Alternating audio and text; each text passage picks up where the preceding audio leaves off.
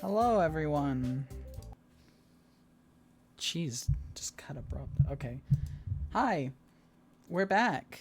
We're actually finishing it tonight, so my formal wear is warranted. We're joined once again by someone who you should know by now because he's basically been on all of my streams at this point. Virus Bite. Hello.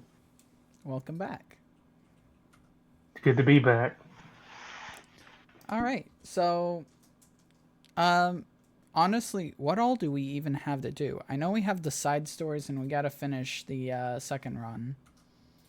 Yeah, we Is got to that finish the it? second round because that'll give us the since we unlocked all the CG art for the characters, we can view a different ending at the end of it. Nice. Is that it? Is that all we have to do? I think so. I mean, I know it involves you have to like unlock all the poems and go through down all the paths with Yuri, Sayori, and Natsuki, but I am not 100% sure. Yeah. I mean, we can always find out. Yeah. But without further ado, and I just realized that you're blind right now. Without further ado, let's get into it. All right. So I think let's start with finishing that, because that's Yeah, let's go ahead and do probably that. gonna take the least amount of time. All right. Bye bye, Monica.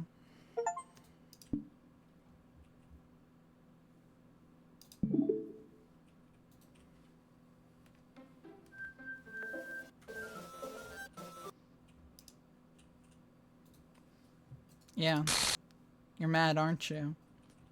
She's very, very mad. Second time. Okay, you're not able to skip it. Okay. No. All right, let's see. What's happening? Stripe, what's happening to me? I deleted your bitch ass once again. There you go. There she goes. It Bye. hurts so much. Help me, Stripe. Yeah, maybe you should have considered that before you did the same thing to your friends, buddy. Please hurry and help me. And there she goes.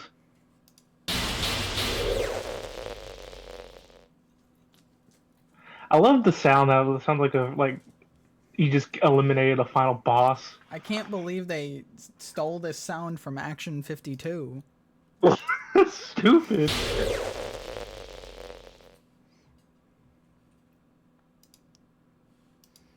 You know exactly why, Monica.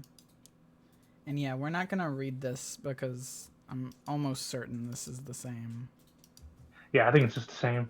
It's just towards the end with whenever she resets the game. Yeah, I mean, we'll definitely read that out. But this, we'll just continue.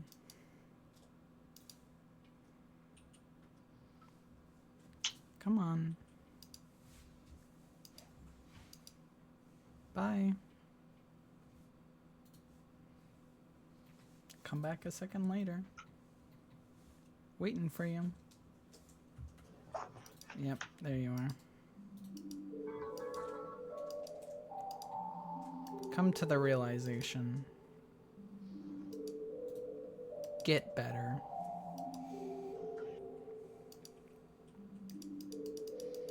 Yeah, yeah.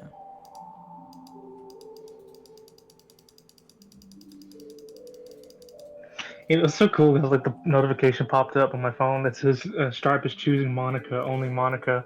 Yeah, I chose that. Oh, you chose it? Oh, okay, I nice. did. Because it's true.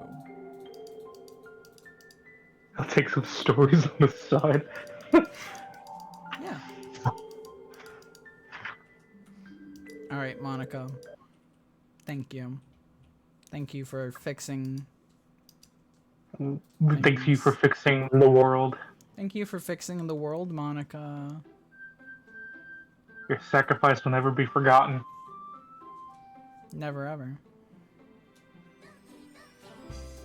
Alright, we're back. We're really and truly back now.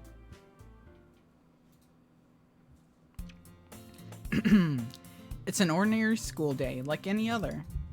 As usual, I'm surrounded by couples and friend groups walking to school together. I always tell myself it's about time I meet girls or something like that. Hey, Stripe. Well, there is already one girl. That girl is Sayori, my neighbor and good friend since we were children. We used to walk to school together every day, and recently we've picked up that habit again. Stripe, are you proud of me? Huh? For what? You know. For waking up on time. Well, you've been doing that for a while now. Uh-huh. But you never even said anything about it. Even though we walked to school together every day. Well, yeah. I always thought it was implied. It's a bit embarrassing to say out loud. Come on, please. It's good motivation. Fine, fine. I'm proud of you, Sayori. We cross the street together and make our way to school. As we draw near, the streets become increasingly speckled with other students making their daily commute. By the way, Stripe, have you decided on a club to join yet? A club? I told you already, I'm really not... I start to say what I always do, that I'm not interested in joining any clubs. But something tells me Sayori would take more offense to that now. After all, how could I tell her that clubs are a waste of time when she's starting a club of her very own? Actually, yeah. I think I've decided on a club. Really? Which one? Tell me. I think I'll keep it a surprise. Boo. You meanie. Be patient, you'll find out soon enough. I used to ask myself why I let myself get lectured by such a carefree girl. But I started to realize that, in a way, I envy her. When Sayori puts something to her mind, she can accomplish great things. So that's why I feel like I should do something special for her. The school day is ordinary as ever, and it's over before I know it. After I pack up my things, I stand up, gathering my motivation. Let's see. I recall the room number of the club from a flyer I saw. I walk across the schools and upstairs, a section of the school I rarely visit. Before long, I find the room. I timidly open the door in front of me. Be a man. Swing it open. I kick the door in. Hello? Huh? Stripe? What are you doing here? Well, I just... Huh? I glance around the room. Huh? So you're that Stripe Sayori's always talking about? Thank you for stopping by. It's a pleasure to meet you, Stripe. We're the Literature Club. I hope you enjoy your visit. Come on, Yuri. No need to be so formal. He's gonna think we're really strict or something. Sorry, Natsuki. The tall one, whose name is apparently Yuri, seems to be quite shy compared to the others. In comparison... She will give you that in person. Nothing, at all. In comparison, the girl named Natsuki, despite her size, seems like the assertive one. Well, it's nice to meet both of you. I look forward to working with you. Working? Stripe, don't tell me. You're... That's right. The club I've decided to join is yours, Sayori. The Literature Club. Sayori's eyes light up. No way. No way! Ah! Sayori wraps her arms around me, jumping up and down. Hey. Well, if Sayori is this happy, then I'm sure it won't be so bad to have you around. Not to mention there's 4 of us now. That means we can become an officially recognized club. I don't know what to say. We have to celebrate. What an appropriate day for that, isn't it? Yeah. After all, Natsuki decided to... Hey, don't ruin the surprise. Sorry. Everyone sit down at the table, okay? How about I make some tea as well? The girls have a few desks arranged to form a table. Natsuki and Yuri walk over to the corner of the room where Natsuki grabs a wrapped tray and Yuri opens the closet. Still feeling awkward, I take a seat next to Sayori. Natsuki proudly marches back to the table, tray in hand. Okay, you ready? Ta-da! Whoa! Natsuki lifts the foil off the tray to reveal a dozen fluffy white cupcakes decorated to look like little cats. The whiskers are drawn with icing, and little pieces of chocolate were used to make ears. So cute! Wow, those look amazing. Well, you know, just hurry and take one. Sayori grabs one first, then I follow. It's delicious. Sayori talks with her mouth full, and has already managed to get icing on her face. I turn the cupcake around in my fingers, looking for the best angle to take a bite. Natsuki is quiet. Can't help but notice her sneaking glances in my direction. Is she waiting for me to take a bite? I finally bite down. The icing is sweet and full of flavor. I wonder if she made it herself. This is really good. Thank you, Natsuki. Well, of course it is. I'm a pro after all. There's no need to thank me or anything. As Natsuki struggles to accept the compliment, Yuri returns to the table, carrying a tea set. She carefully places a teacup in front of each of us before settling down the teapot next to the cupcake tray. You keep a whole tea set in this club room? Don't worry, the teachers gave us permission. After all, doesn't a hot cup of tea help you enjoy a good book? I almost said cuppa. I guess. Trying to impress our new member, Yuri? Huh? That's not... Insulted, Yuri looks away. I meant that, you know. I believe you. Well, tea and reading might not be a pastime for me, but I at least enjoy tea. I'm glad. Yuri faintly smiles to herself in relief. So, Stride, what kinds of things do you like to read? Well, considering how little I've read these past few years, I don't know if I have a really good way of answering that. Manga? I mutter quietly to myself, half joking. Natsuki's head suddenly perks up. Looks like she wants to say something, but she keeps quiet. Not much of a reader, I guess. Well, that can change. What am I saying? I spoke without thinking after seeing Yuri's sad smile. Anyway, what about you, Yuri? Let's see. Yuri traces the rim of her teacup with her finger. My favorites are usually novels that build deep and complex fantasy worlds. The level of creativity and craftsmanship behind them is amazing to me. And telling a good story in such a foreign world is equally impressive. Yuri goes on, clearly passionate about her reading. She seemed so reserved and timid since the moment I walked in, but it's obvious by the way her eyes light up that she finds her comfort in the world of books, not people. But, you know, I like a lot of things.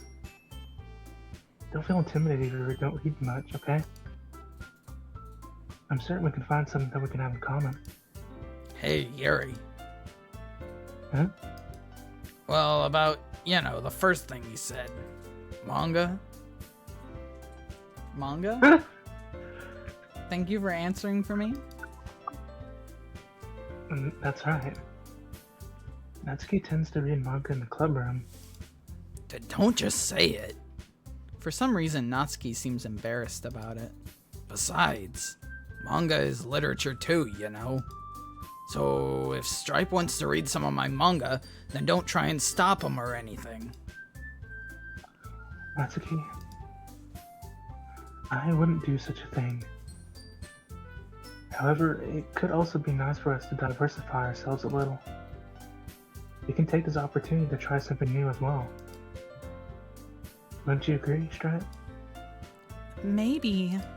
Sensing the tension, Sayori jumps in. Maybe we can all try something new. I think it could be fun. And we'll all get to know each other a little bit better too. I mean, that's the kind of thing literature clubs do, right? I don't disagree or anything. Yeah, you're right as usual, President. Guess that means I should try picking up a novel or something, huh? Well, that would make 2 of us. I wouldn't mind doing it if I'm not the only one. Then as for Yuri... Hmm? I have to read manga? Jeez. You were the one that suggested we diversify. You should be a little more open-minded. It's kind of hurtful. Hurtful? I didn't realize. With a guilty expression, Yuri thinks to herself. I'm sorry for disrespecting your interest, Natsuki. If you're into it, then I'm sure it's a worthy form of literature. Are you just saying that? No. I've realized my error. So, if you're willing to consider starting a novel, then I'll offer my gratitude by finding a manga to read as well. Really? I mean, it makes me happy that you do that for me, Yuri. You can trust that I'll find something you really like, okay? Same here. Perhaps I'll visit the bookstore after the club meeting. Just you? Would you like to come along with me? If you don't mind. Not at all. I always go alone, so... Yeah, me too. This is so cute. Sayori, shut up. I wanted to say it too. I'll show you some manga there too, okay? Yes. I look forward to it. Natsuki and Yuri start to clean up the food. I guess the meeting's over, huh? Yeah, looks like it. It's nice to see everyone getting along. Isn't it? I think everyone likes you too, Stripe. You think so? Well, everyone seems to be getting along a lot better with you around Sayori. Aw, Stripe. Don't say something like that. It's embarrassing. Well, whatever. I was surprised when you told me you were starting a club.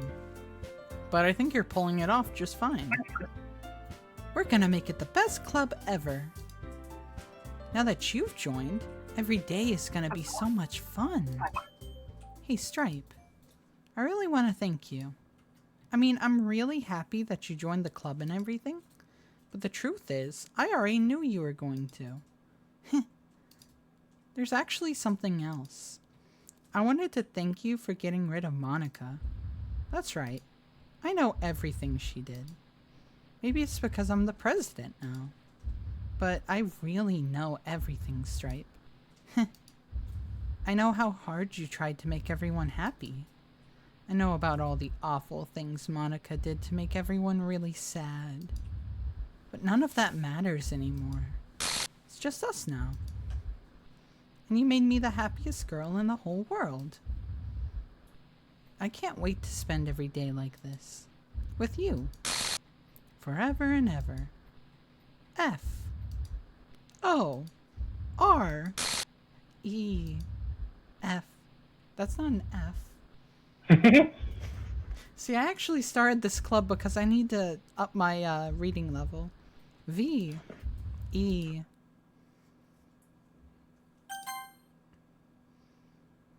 What? What's happening? I won't let you hurt him. Who? It hurts. Sorry, I was wrong. There's no happiness here. Goodbye, Sayori. Goodbye, Stripe. Goodbye, Literature Club. Bye again.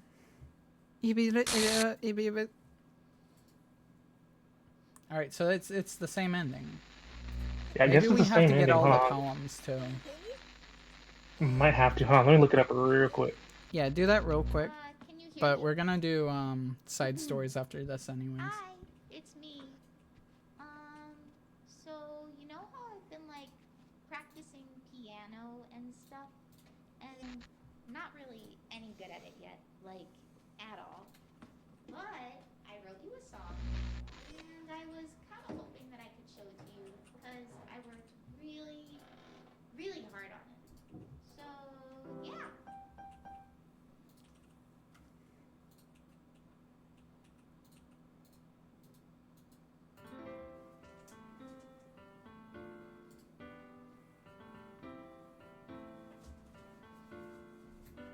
We watch the credits again. Every day I imagine a future where I can be with you. In Hmm. my hand is a pen that will write a poem of me and you.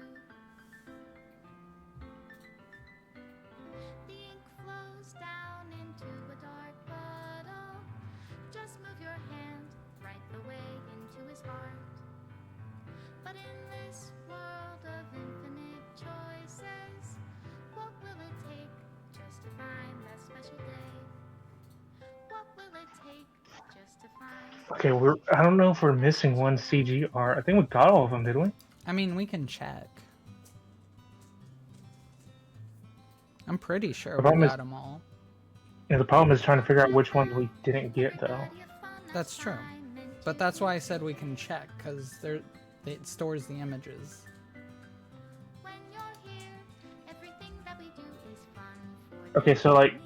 so what was supposed to happen was Sayori was supposed to When I can Well, no, we'll do it when we get it. feelings, yeah. we'll good Hold on. words when a smile Okay, yeah, says no. it all. We just have to watch it. It's fine. And if this world won't write me an ending, I was trying to see if I could, like, somehow skip it, but no. Yeah, we gotta watch it again. That's fine. Yeah, of course not. Of course not. I don't mind it. It's a good It's song. nice.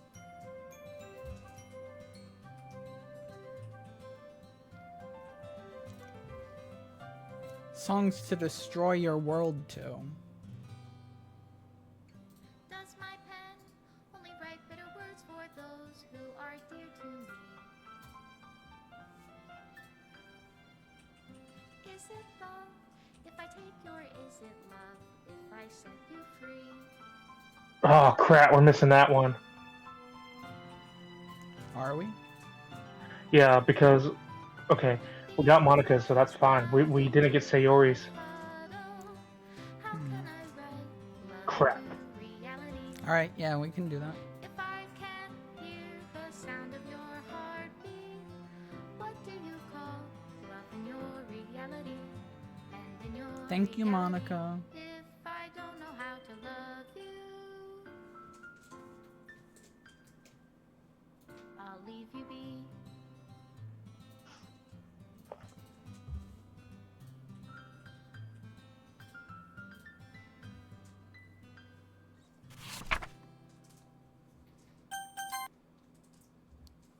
Oh, that just, like, actually crashed the game. Cool.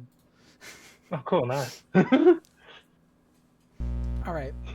Oh, back. I just crashed the game. Yeah. I don't know why it's not showing yet. There we go. Shut up. I don't want to use that. Alright. Hey, we got a new mail piece. I'll let you read this. Okay, go and open up the stream again. Oh On shit, Discord. yeah, that's right. I forgot. I forgot that it fucking turned it off. Alright, there we go. You should be able to see now.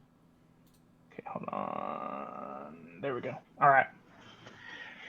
Having run the control simulation for a while, it's evident that a certain character is missing from any mention or appearance. This makes me speculate that Monica's meddling is less clumsy than we think, because we would have had to manufacture this character herself as a way of forcing interaction between her and the user. Could that be why the character has such limited and distant personality traits, or am I reading too much into this? I'll open an issue to start tracking info and observations on the anomaly of this character appearing. Character? Character, huh? That's interesting. We did get a new image apparently. Oh, we got more sketches. Nice. And this one. Look, they're on Discord. Artwork, heck yeah. Shoot, I just realized too, since we were supposed to get Oh all yeah, of them look, within that here we go. playthrough. CGs. We got a whole bunch of them. Yeah, we got all of them, but we missed Sayori's CG. These ones might be from the side stories. Those are the side stories. Okay, Because well, how many are there? I think there's like 5, 4. See, 1, 2, 3, 4, 5, 6. There's 6 of them total. Oh, don't forget about the other one that we're missing too, the 7th one. Oh yeah, so that It's, means 1, 2, 3, 4, 4, 5. 5, 6, 7. There's an extra one. Okay, cool. So my guess is that we have to get all of them on this then.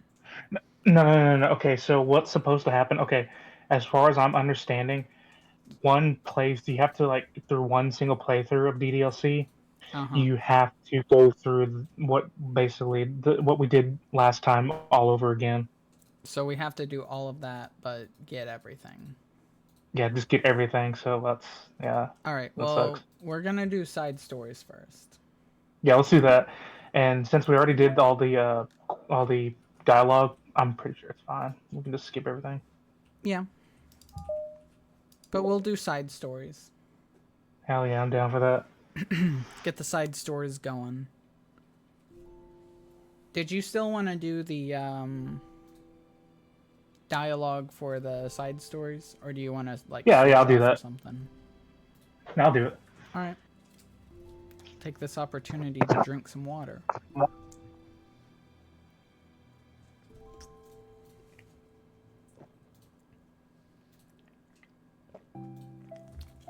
Okay, everyone.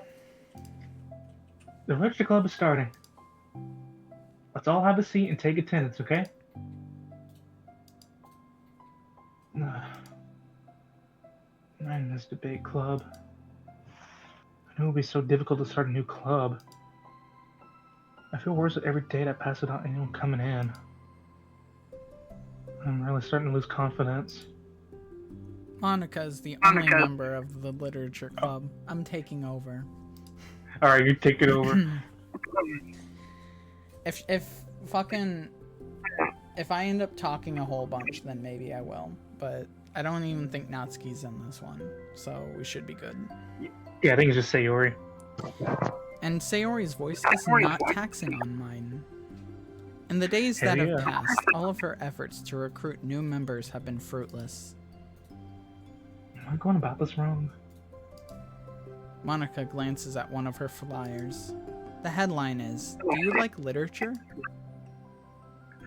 Maybe nobody's into literature enough to pick it over other club interests.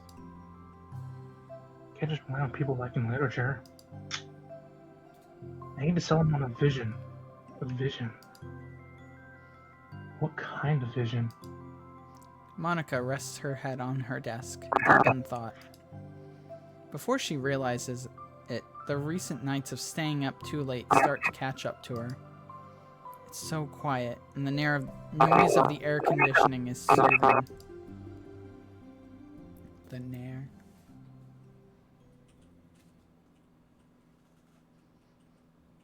I'm gonna assume this is Sayori. Yeah, this is probably most likely Sayori. Hello? It is. Suddenly, a voice causes Monica to snap awake. Oh my gosh! I'm so sorry. I never do this. Is this the napping club? No, this is. Monica pauses, suddenly embarrassed to admit that this is, in fact, the literature club. This is the literature club. Yay, I thought I got it wrong for a sec. I'm super sorry. It was like so unprofessional of me to do that. Don't apologize, I do that all the time. Oh. Did I miss the club meeting? Where is everybody? Well, about that, this is everybody. Really? Just you? But we're getting more members. I'm working really hard on it. Hold on a sec. If it's just you, that means I get to be vice president. Wait, vice president? What are your qualifications? Well, I'm better at napping than you. Maybe I should be president. Now you're just making fun of me. Oh, I'm sorry. What was your name? Sayori. Okay, Sayori. I've been trying really, really hard in this club. I know you caught me at a weird time, but it's really disheartening to not be taken seriously, you know? I care so much about this. I just want to find other people who do too. Oh no. I'm so sorry. I do care, I promise. I have a hard time being serious, that's all. I didn't mean for it to hurt you.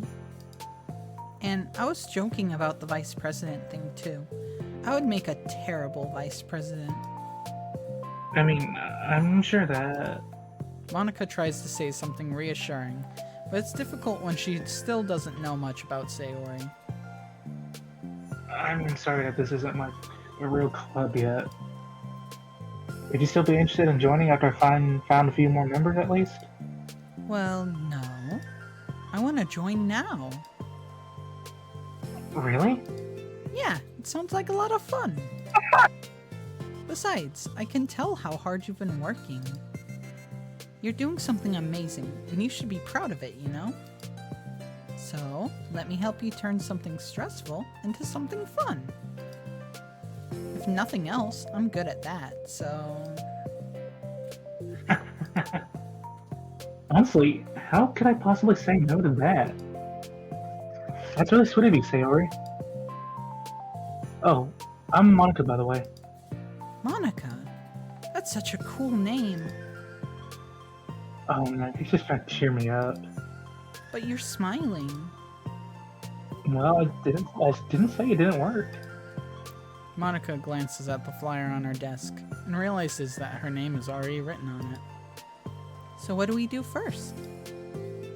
Well, it's getting pretty late, isn't it? We can go home and try to come up with some new ideas to recruit club members. I can do that. Cool. And I think I need to put some more thought into my vision for the club. You know, like a mission. My mission is to make everyone happy. Yeah, something like that. I need to think about it. Hey, do you like hugs? I guess so. Sayori suddenly pulls Monica into a friendly hug, then lets go. Some people can really use a hug sometimes. Besides, Sayori whispers really loudly, hug energy is what keeps me at my best. Hug energy? Monica laughs. Although Sayori is very different from her, Monica feels her spirits lifted. Maybe it's just because she finally found another club member. But... Well, I'm looking forward to tomorrow then. It'll be fun. yeah, I'm excited. I think I'm gonna think really hard tonight about how to get more people. Yeah, me too. Don't mind me if I slip up, Monica. I brain not work good when not sleep. A day passes, and the time comes for the literature club, Monica and Sayori, to reconvene. As present, Monica ensures she's the first to arrive at the club room. But she finds herself waiting longer than expected for Sayori.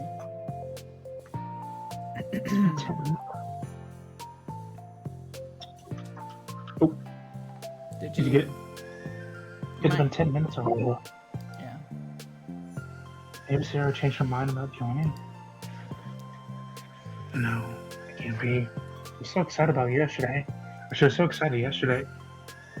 I'm getting kind of worried. Suddenly, Sayori comes bounding through the door. In her hand, she's holding a sheet of paper.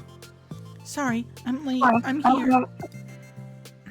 It's okay. Welcome back. And Sayori spins over to Monica and deposits the sheet onto Monica's desk. Oh, what's this? Take my hand.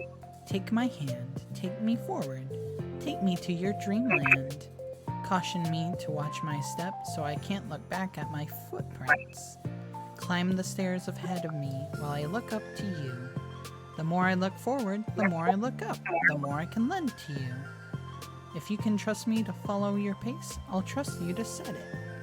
If you can trust me to lend you a smile, I'll trust you to return it. Take my hand, lead me forward, take me into your dreamland. Hey, this is really good. You wrote this, Sayori? Of course. Wait, no, that's the wrong side of the paper. Huh? I wasn't ready to share that yet. I'm so embarrassed. Monica flips over the paper. Written on the other side is a list of ideas for recruiting new club members. Oh, so this is what you meant to show me. But I'm curious now.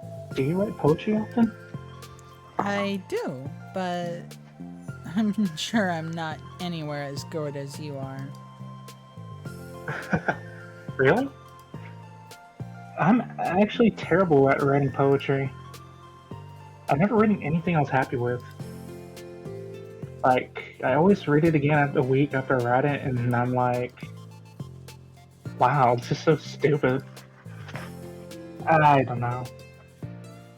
It's like the dramatic version of me doesn't agree with the person I want myself to be, or something like that. Aw. You should have more confidence in yourself. You're the literature club president. I guess you're not wrong there. I need to, like, set a good example or whatever. No, I can envision a club doing something like that. Doing what? You know, like sharing poems we write and stuff like that. Oh, yeah.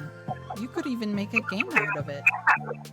Yeah, that sounds great. I would I just need love to find that. some.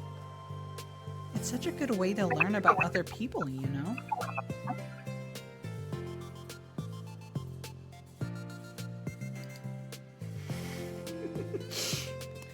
It's like we have so many emotions that we can't express to other people usually. But you can when it's in a poem, right? Yeah. I think that's helping me form a more cohesive vision for the club. So I'm glad you showed me. Well, even though it was by accident. Me too. I felt embarrassed at first, but now it feels kind of good that someone read it. I'll try to show you more in the future. I love that. Oh, jeez, I'm getting distracted. Do you want to go over this recruitment brainstorm together? My brainstormed so hard. It was like a brain hurricane. My brain is a natural disaster. Sayori, that's terrible. I'm being Anyway, real. let's take a look at the list. Make cupcakes. I was hungry. But it's a good idea. Isn't it? Let me think about this. I mean, when would we have the chance to give people cupcakes?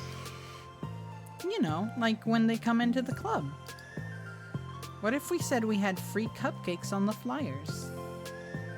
I'm like kinda worried that would bring in the wrong kinds of people, you know?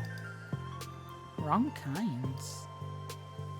People will just come for the cupcakes and then leave. Aw, nobody would do that. That would be mean. But, you know, I want to find people who are really into literature. Even if they don't know it yet. Let's see. The next thing on the list.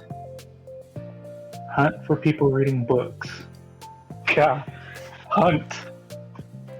We should I don't think I get it.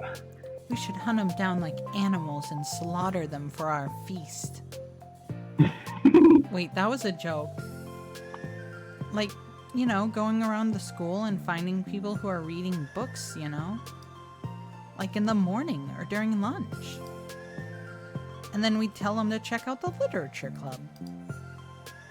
Well, the problem with that is like, wouldn't most people reading books just be doing it for an assignment or something? How would we know if they're just reading for fun? Well, we could ask them. But then we'd be bothering people who are trying to do schoolwork. I didn't think about that part. I'm sorry. Hey, don't apologize. You're coming up with a lot more things than I can. Oh, your next idea is to hand out flyers, rather than just put them out on the wall. I definitely like to start doing that. I'm useful. I never said you weren't. I just need to think. What would we tell people when handing them out? I don't want to be just like, join the literature club. Let's figure out how we can better engage people. What if you told them about the club activities and stuff? What club activities? Yeah, I guess it's supposed to be my job to come up with that, right? A vision for the club. Okay, Sayori, pretend you're a normal person for a second. Wait, I didn't mean like that. Like a random passerby who's getting a flyer. How would you react to the idea of a literature club? Probably like, literature is stupid. I'm joining the anime club. What the heck? Sorry, I was just thinking of a friend of mine. Oh, okay. Okay, what if I said that we do group reading and discuss it together? I would probably nap through that. That's you, Sayori. Yeah, but it doesn't really sound fun to most people anyways. We really need to catch their interest, This sucks. Why is this so hard? Monica, don't be sad. What do you like about literature, Sayori? Me? Well, kind of what I said about the poem earlier. I think it gives you the chance to express yourself. Like, express yourself in ways you normally can't do. When you're just doing your normal day and talking to your friends.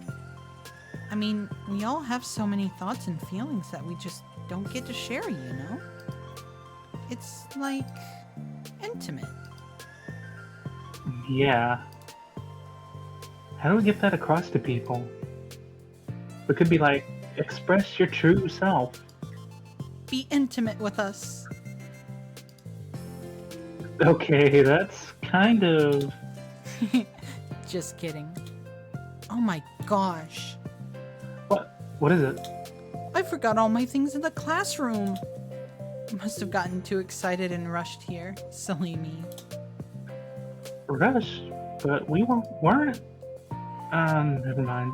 Did you want to get your stuff then? I'll forget if I don't do it now.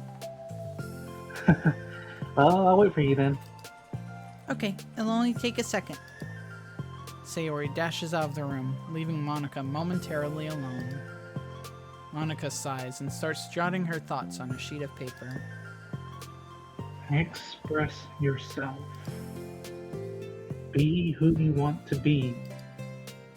Make new friends. Discover a new you. Discover your heart. No. Brighten your heart out. No. Right into your heart. Right the way into your heart. Join the literature club. Right the way into your heart. Wow, that's lame. Monica! You startled me. Sorry, but it's something important. On my way to my classroom, there was a girl reading a book. Reading a book? Let's hurry and recruit her. Wait, are you sure she's not just doing homework? I could tell she was really into it. Well, I guess we could take a look. Monica grabs one of her flyers and stands up from her desk. The two depart the classroom, with Sayori leading the way. This way. You don't have to run. Sayori leads Monica over to a particular classroom, then lowers her voice to a whisper. See? In here. Monica peers through the window. Sure enough, there's a girl sitting alone, intently reading a book. I feel like a creep doing this. You should go inside and talk to her. Me? You're the president, and I would probably scare her away. Okay, fine, I'll do it. Monica takes a deep breath, then timidly enters the classroom. That was fast. Oh my gosh, I'm so embarrassed. Why? What happened? Well, I entered the classroom and she didn't even look up from her book. So I kind of just left the flower on her desk and then walked out. That's kind of cute. Hmm, But I'm sure she'll see it and want to join the club. I hope so. Shall we head back now? The two head back to the club room, Sayori feeling rather accomplished, and Monica feeling a little bit embarrassed by the encounter.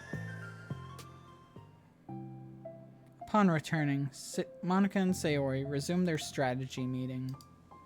They discuss various different kinds of recruitment tactics, from professional to silly. After going through Sayori's list, with Monica coming up with ideas of her own, the two end up in a better spot than where they began. Well, I would say today was pretty productive, wasn't it? Yeah, I think we're starting to make progress. I can't wait to get some new members. Hey, what's this? Sayori peers at the sheet of paper Monica was jotting on earlier. Oh, don't mind that. I was just thinking to myself. Join the literature club. Right the way into your heart? That's so cute. Well, he thought it was a little overdramatic. But Sayori pauses and thinks for a moment. You know, I don't think you give yourself enough credit. What? What do you mean?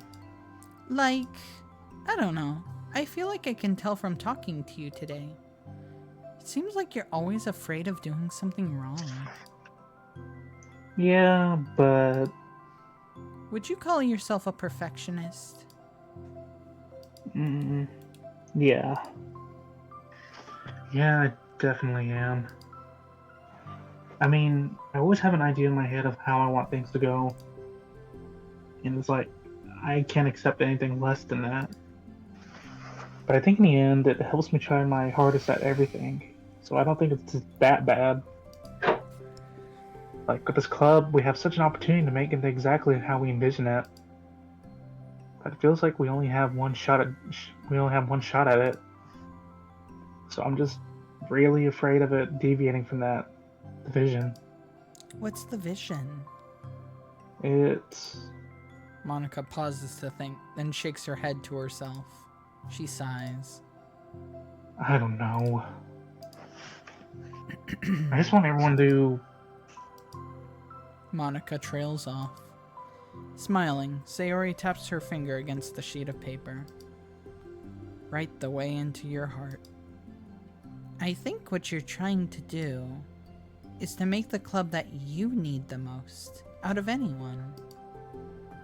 Well, you're the one who knows yourself best, of course. But I'm here to help you. Monica returns Sayori's smile. It's sort of amazing how kind you are. We're really gonna make this the best club ever. Sayori nods, and the two remain silent for a moment, lost in thought. The only sound is the steady whisper of the air conditioner. And the only movement is the afternoon sunlight, trickling its way in and out of the moving clouds. Sayori breaks the moment with a big yawn. Time to go home? You tell me. You're the president. In that case, today's meeting is officially over. I look forward to tomorrow. Me too. Sayori beams and grabs her things. You can go on ahead. I need a few minutes still. Oh, I can wait. That's alright. I just want some alone time. In that case... Sayori waves enthusiastically at Monica. Good luck! Monica smiles and waves in return as Sayori spins her way out of the classroom. All alone, she sighs to herself and takes a minute to zone out. She wasn't prepared for the self-reflection encouraged by Sayori, but she decides it was something she probably needed right about now. The club I need the most. I don't get it. I just wanted to start a club with more passion. Something that I could use to help lead people to happiness. Literature is the key to that. Because it's the window to the real person inside of us. Underneath the person who's forced to always smile and blend in. The person who's forced to be perfect.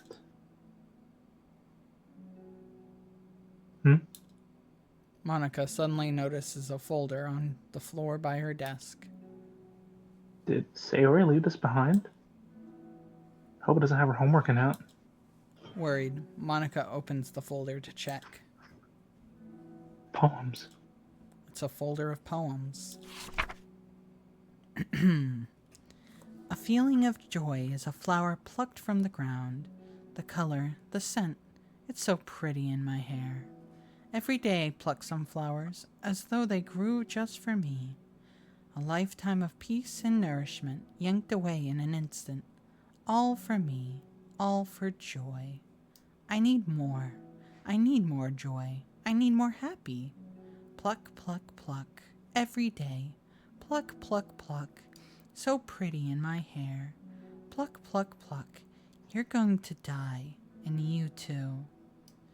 Beneath my feet, a flower stands alone. It beckons to me. I twist the stem, freeing it from its clinging roots, caressing the final joyous moment between my fingers. But to what ends? I look in every direction, and the field I stand in, the prosperous field, is a barren wasteland. The fruits of my labor, the carnage of my joy. And that is why I've decided I must become the flower. What the? Wait. Sayori? Oh shit. We've seen that one before. Oh, yeah, was that the first poem she gave us? I think it might be. But we didn't get the full one. We just got the ending. Yeah, we just got the ending. So that's cool to get the full context. Nice. We also got a new mail. Do you want to read that before the side story? Yeah, let's go ahead and read it, see what's up in there. Alright, I'll do this one. OMG. Uh-oh. Okay, who's responsible for creating a Twitter account for Monica? I think it's hilarious, but for God's sake, don't tell Paula. Haha, I would get 404'd in a microsecond. Are you just relaying her tweets manually, or did you code some kind of pass-through layer to automate it? Based on the contents of the tweets, e.g. not screaming for help, I assume they're coming from the control simulation? Huh. Well, that's concerning. Alright. Trust part Trust number 2. Here we go.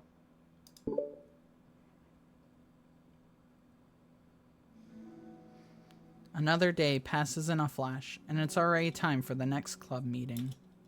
Although Monica should have come up with a plan for today's club tasks, she hasn't been able to shake her guilt and anxiety after reading Sayori's poem. I'm so stupid. How did I let myself be the center of attention? So I always going through these kinds of feelings and I'm letting her comfort me instead of the other way around. What kind of club president does that? This whole time I didn't even think to ask about her own feelings. So much for the stupid vision. Sayori enters the clubroom with her usual smile, but upon seeing the downcast Monica, her smile quickly fades into an expression of concern. Monica? Is everything okay? I'm really sorry. I'm such a terrible friend. Huh? What are you talking about? You're an amazing friend. Monica shakes her head. I made this all about myself. Even you said so yesterday. You told me that I'm trying to make the club that I need the most, right? But my problems are so trivial compared to yours. Sayori responds quietly. What are you talking about? But as she says that, her face darkens. Through the silence, Sayori mutters her realization. I left my folder here. Monica stares blankly ahead, unable to come up with a response. I wasn't ready to share those.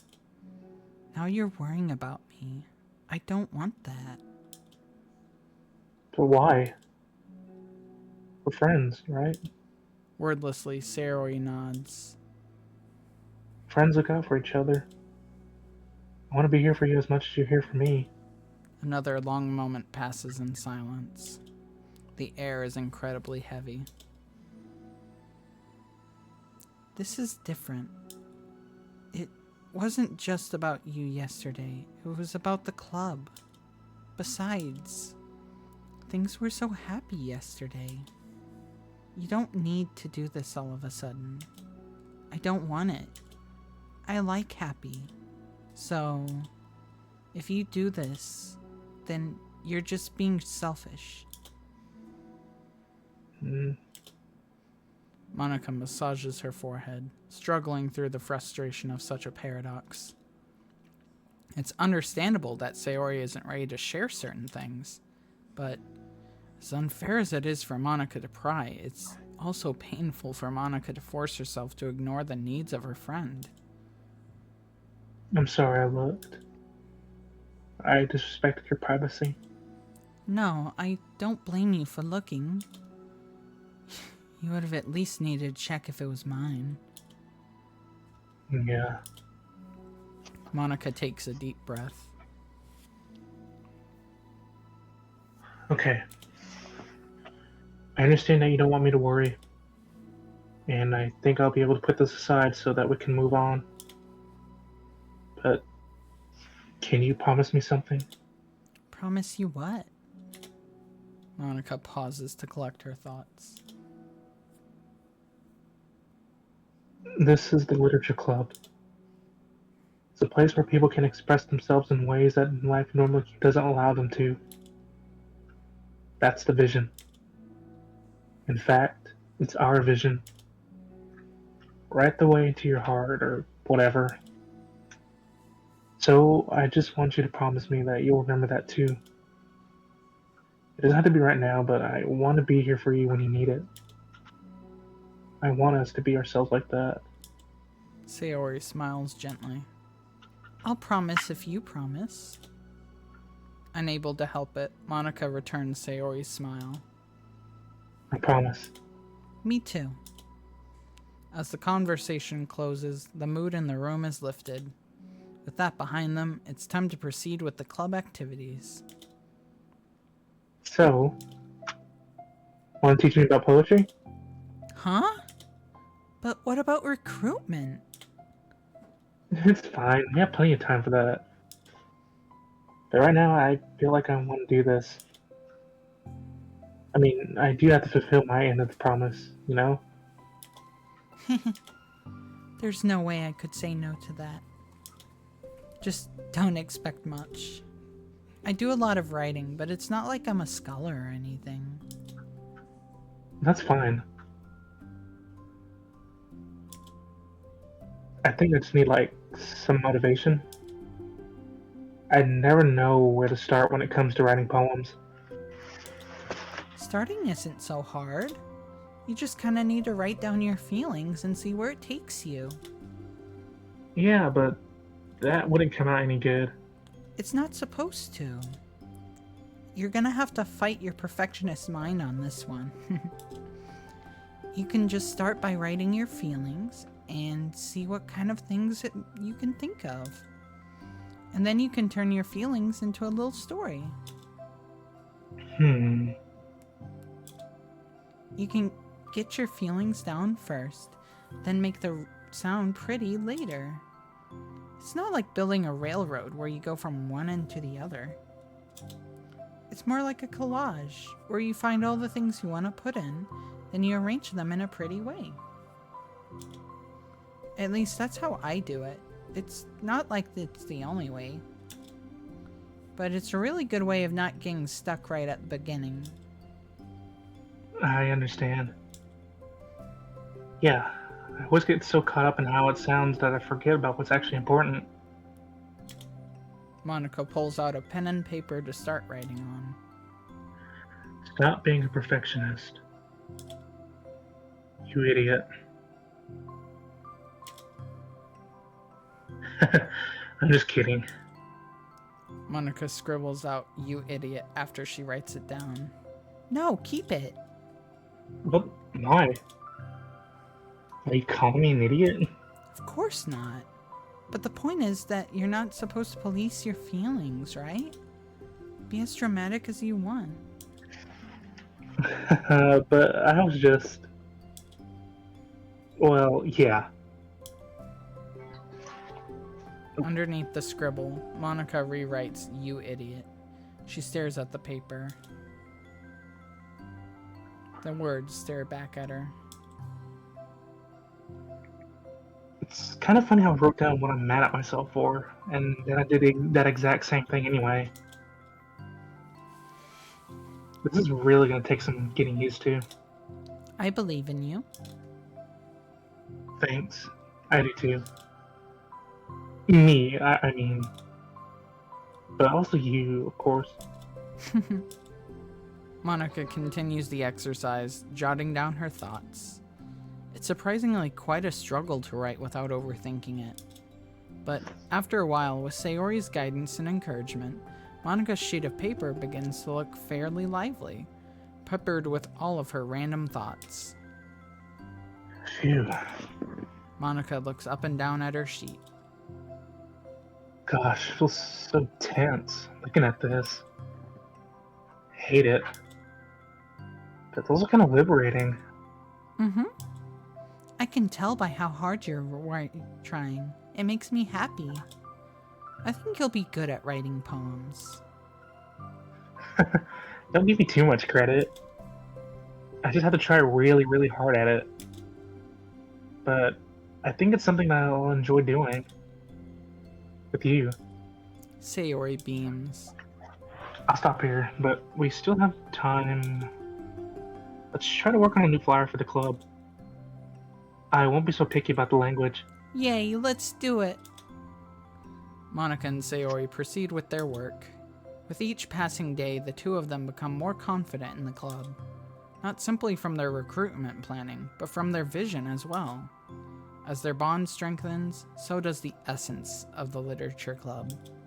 Finally, they begin to truly feel it's only a matter of time before they find more members. Hell yeah. Another day passes. As usual, Monica is the first to the club room. With her is a printout of the revised literature club flyer, complete with all the new ideas Monica and Sayori came up with.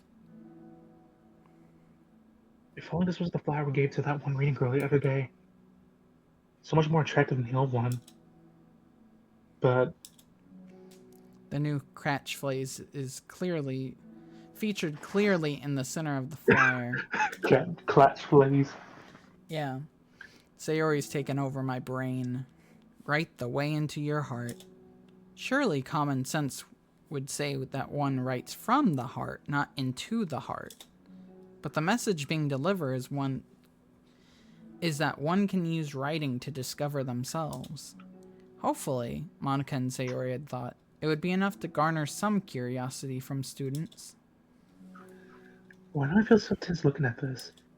Monica thinks back to the previous meeting, when she performed the writing exercise.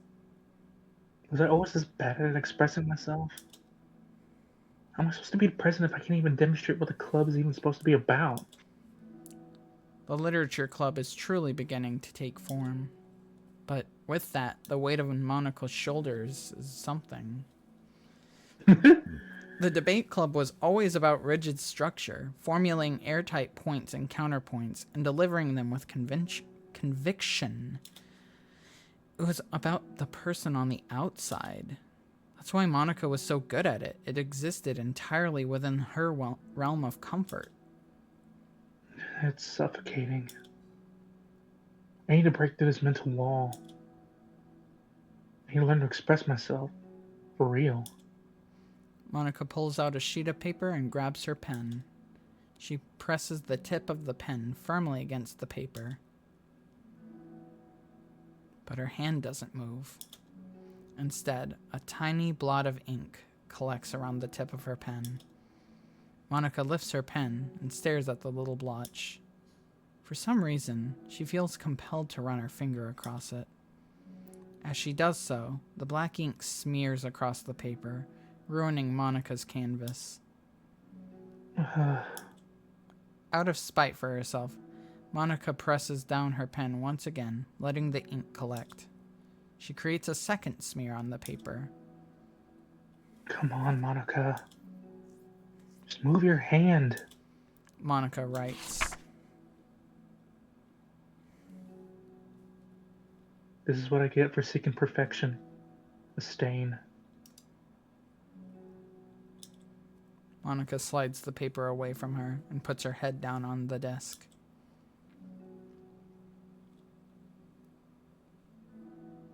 The air conditioner seems louder today.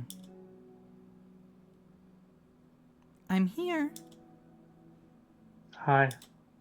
Monica hears Sayori approach her desk, then stop for a second, probably reading the piece of paper. Then she sits down on the adjacent desk. Bad day? Mm-hmm. Me too.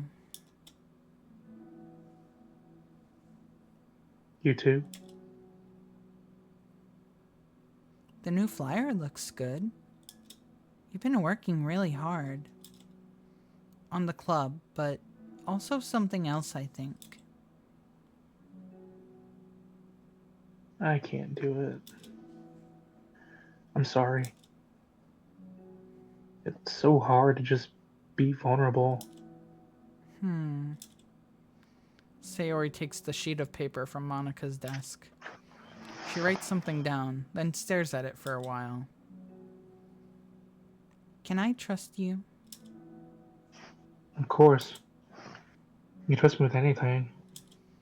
Sayori gazes at Monica with sadness in her eyes. Understanding the signal, Monica takes the paper from Sayori's desk and reads it.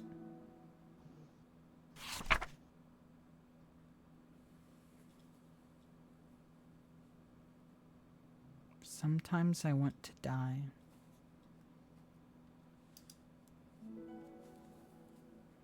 Sayori? Sayori?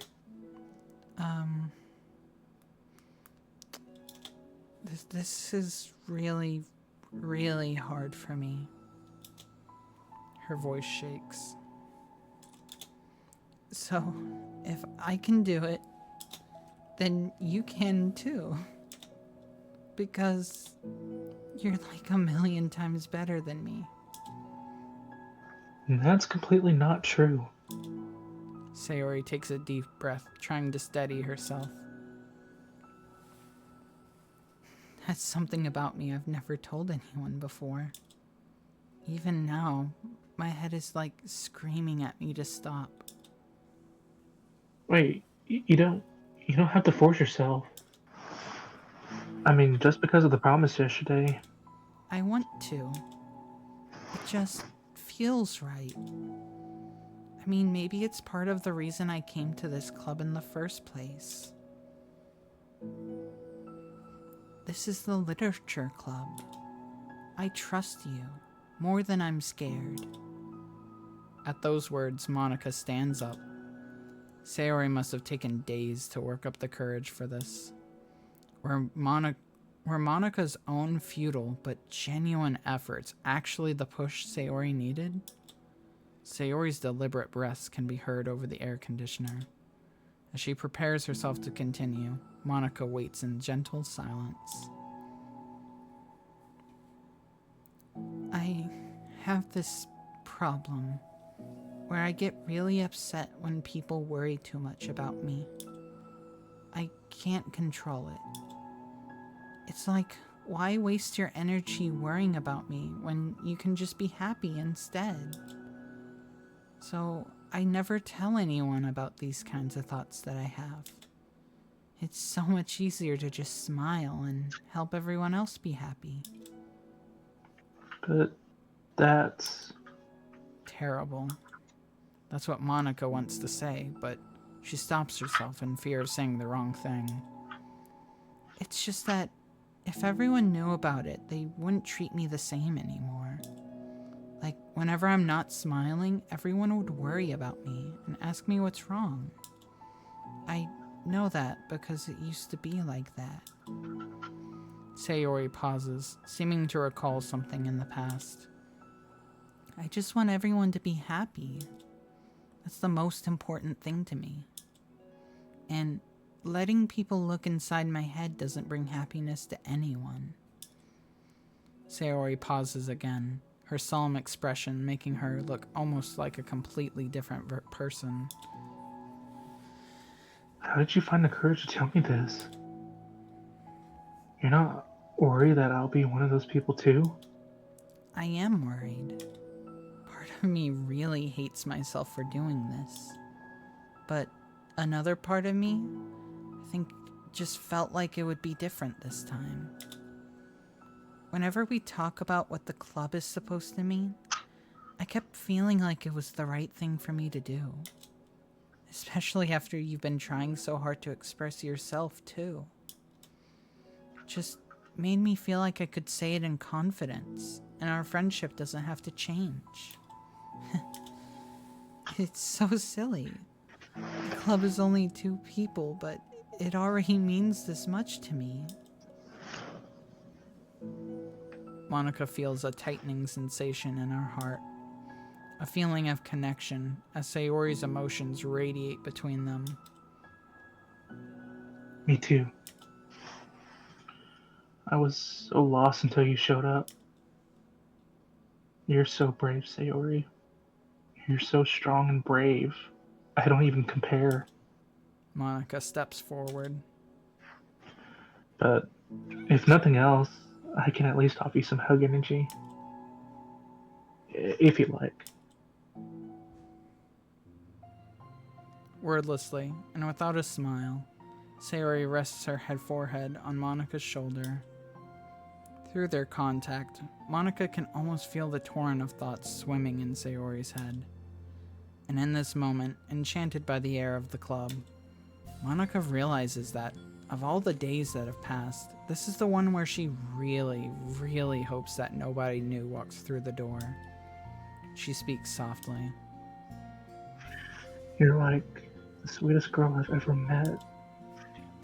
You can say anything. I'll never judge you. I promise.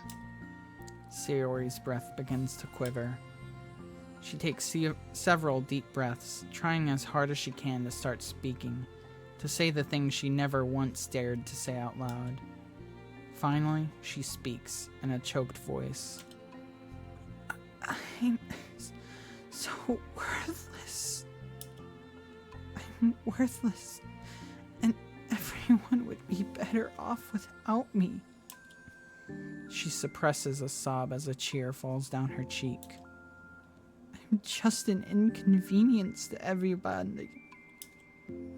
I'm not good at anything, and it feels like everyone just has to put up with me, and I hate it. I hate it.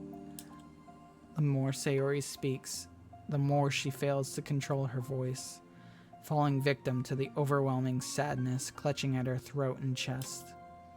I don't want to have these thoughts. I want them to go away. And now I'm making you put up with me, and I just want to die. As soon as Sayori loses her composure, Monica becomes determined to keep her own. She only wants to be what Sayori needs right now, so she won't let any sadness show. Her voice comes through as soft and gentle. This isn't putting up with you. It's just being your friend. Monica offers a few words of comfort, but she knows, Sayori said it herself, that the thoughts Sayori experiences are ones that don't belong. And Monica can't magically make them go away. The most she can do is help Sayori battle them, like any good friend would do. You have so much value.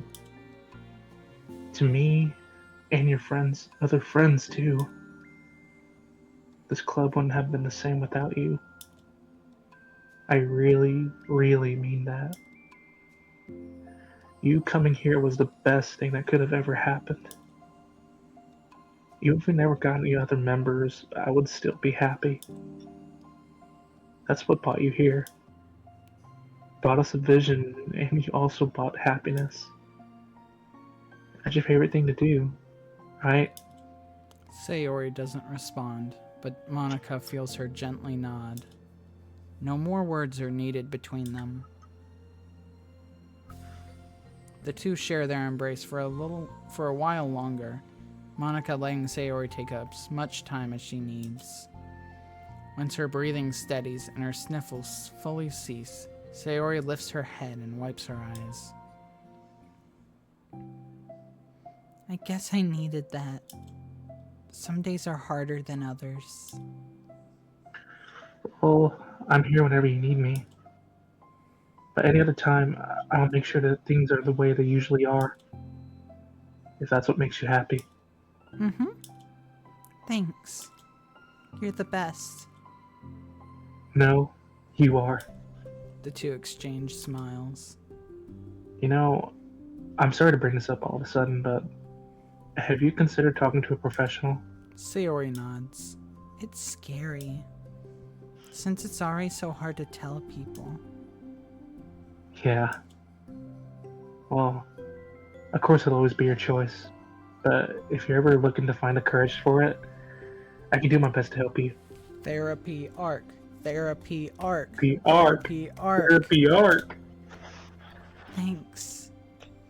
I think it helps knowing that you would. Sayori suddenly yawns and stretches. Wow, that made me tired. And hungry. Well, I won't make you do any work today if you're not up for it. No, I want to. I mean, I can say it's definitely one thing that makes me happy. Monica smiles. But I might want to get a snack first. All of a sudden, the sound of the door causes the two of them to turn their heads. The door opens halfway, then stops. A face peeks inside. A face that seems familiar.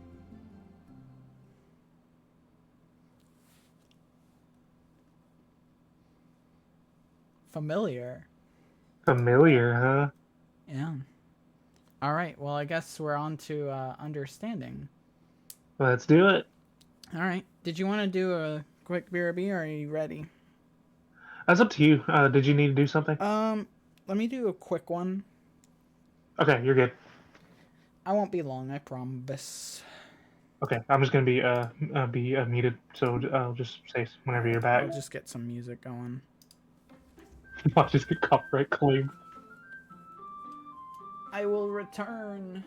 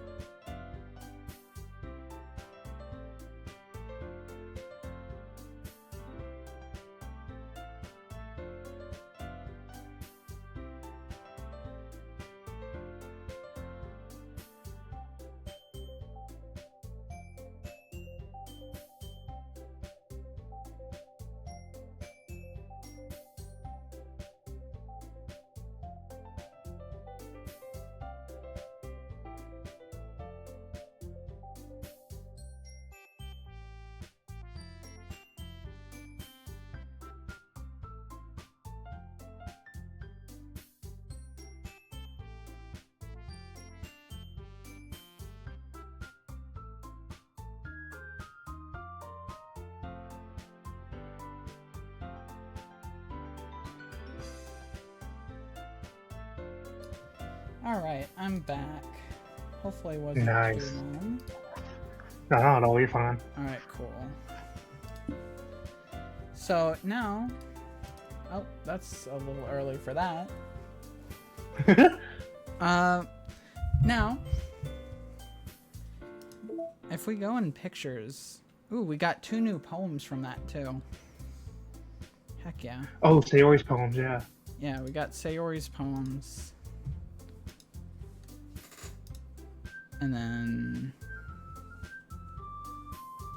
Oh! We got another poem for getting all of her poems. Poem for Sayori distributed at special events in the past.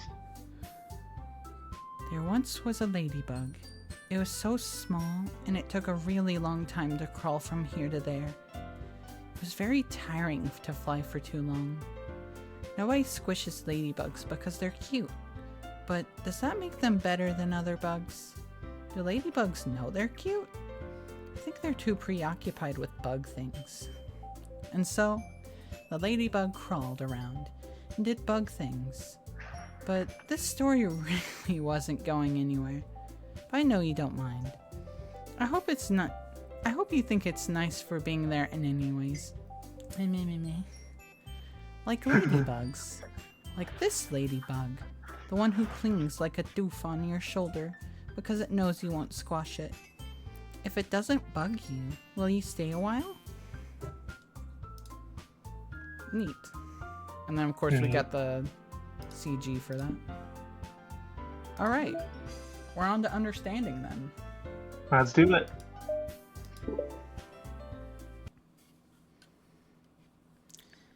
You get to do the you get Yeah, to I do gotcha. the fucking description now. I gotcha. The club meeting is suddenly interrupted by the sound of the door, causing Monica and Sayori to turn their heads. The door opens halfway, then stops. A face peeks inside. A face that seems familiar. Oh boy.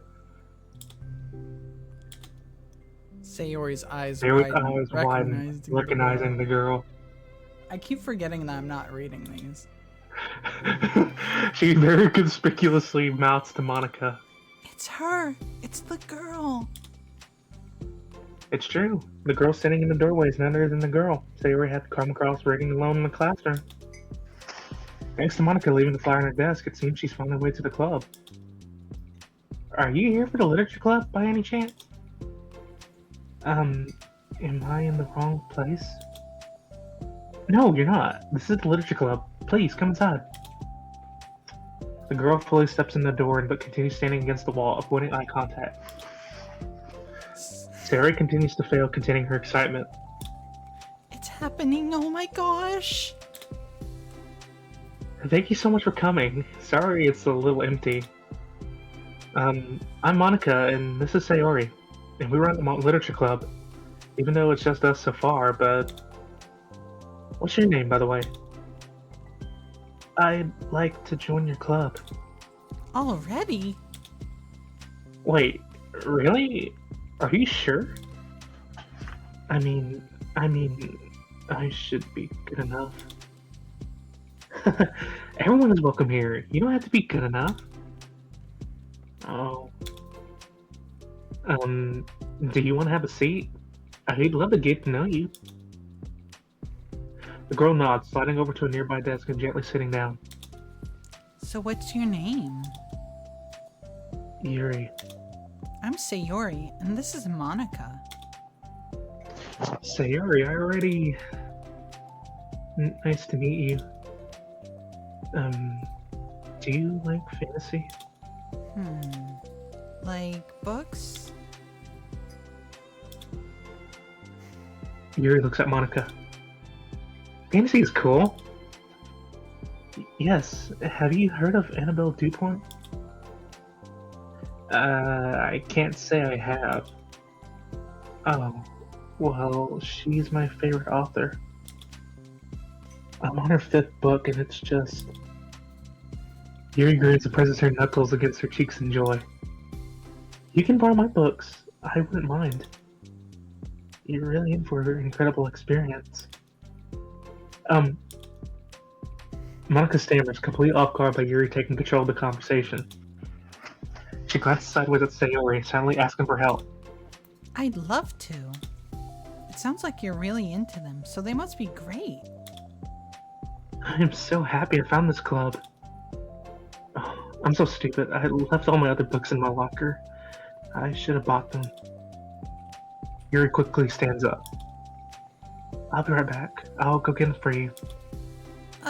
You probably only need to bring one for now. Sayori nervously says that, noting to herself the considerable heftiness of the book that Yuri set down on her desk. Am I getting in your brain too? I think you are, Sayori. I think you are. Okay. I'm not meaning to. Oh, just stay out of it, please. We need to do this. True. Okay. I'll go get the first one then. Yuri exits the club room in a flash, leaving Monica and Sayori silently exchanging glances. Oh my god, I wasn't prepared for this. How do I handle someone so intense? I have no experience with fantasy, except maybe stuff that I read when I was a kid, but it's probably a little joke compared to what she's into. The Magic Treehouse. I'm sure it'll be fine. The Magic Treehouse was great. In fact, I think it's neat that we have different people who are into different kinds of literature. It'll be fun to learn from each other. Yeah, I mean, I don't disagree, but what if this is her only interest? Doesn't it kind of seem like that? I don't know, Monica. She seems like she's into that freaky type shit. Oh goodness, Monica. you think we should even have her in this club? I'm sure it'll be fine. Nothing can go wrong. Monica, don't you think you should be a little more optimistic? We have a new club member. There shouldn't be room for anything but being happy. I'm excited to get her to know her more, aren't you? Yeah, I guess you're right. Sorry for being hasty. I just got really anxious all of a sudden. It's because you're afraid of not being able to take the lead. What the heck? It's kind of scary you can point out things like that, Sayori. I just like learning what makes people happy or sad. Yeah. I only use the happy one most of the time, but I could use the sad one if I ever decided. Well, that's great to hear. Hey, you know what? You'd probably be great at helping Yuri make feel more comfortable here. Maybe you could take a break from helping me with the administrative stuff and just focus on spending time with her. Yay, that's exactly what I want to do. Besides, Sayori lowers her voice. I'm probably gonna need all the time I can get. Oh, I'm sure you do, Sayori. She's got big ass honkers, Monica.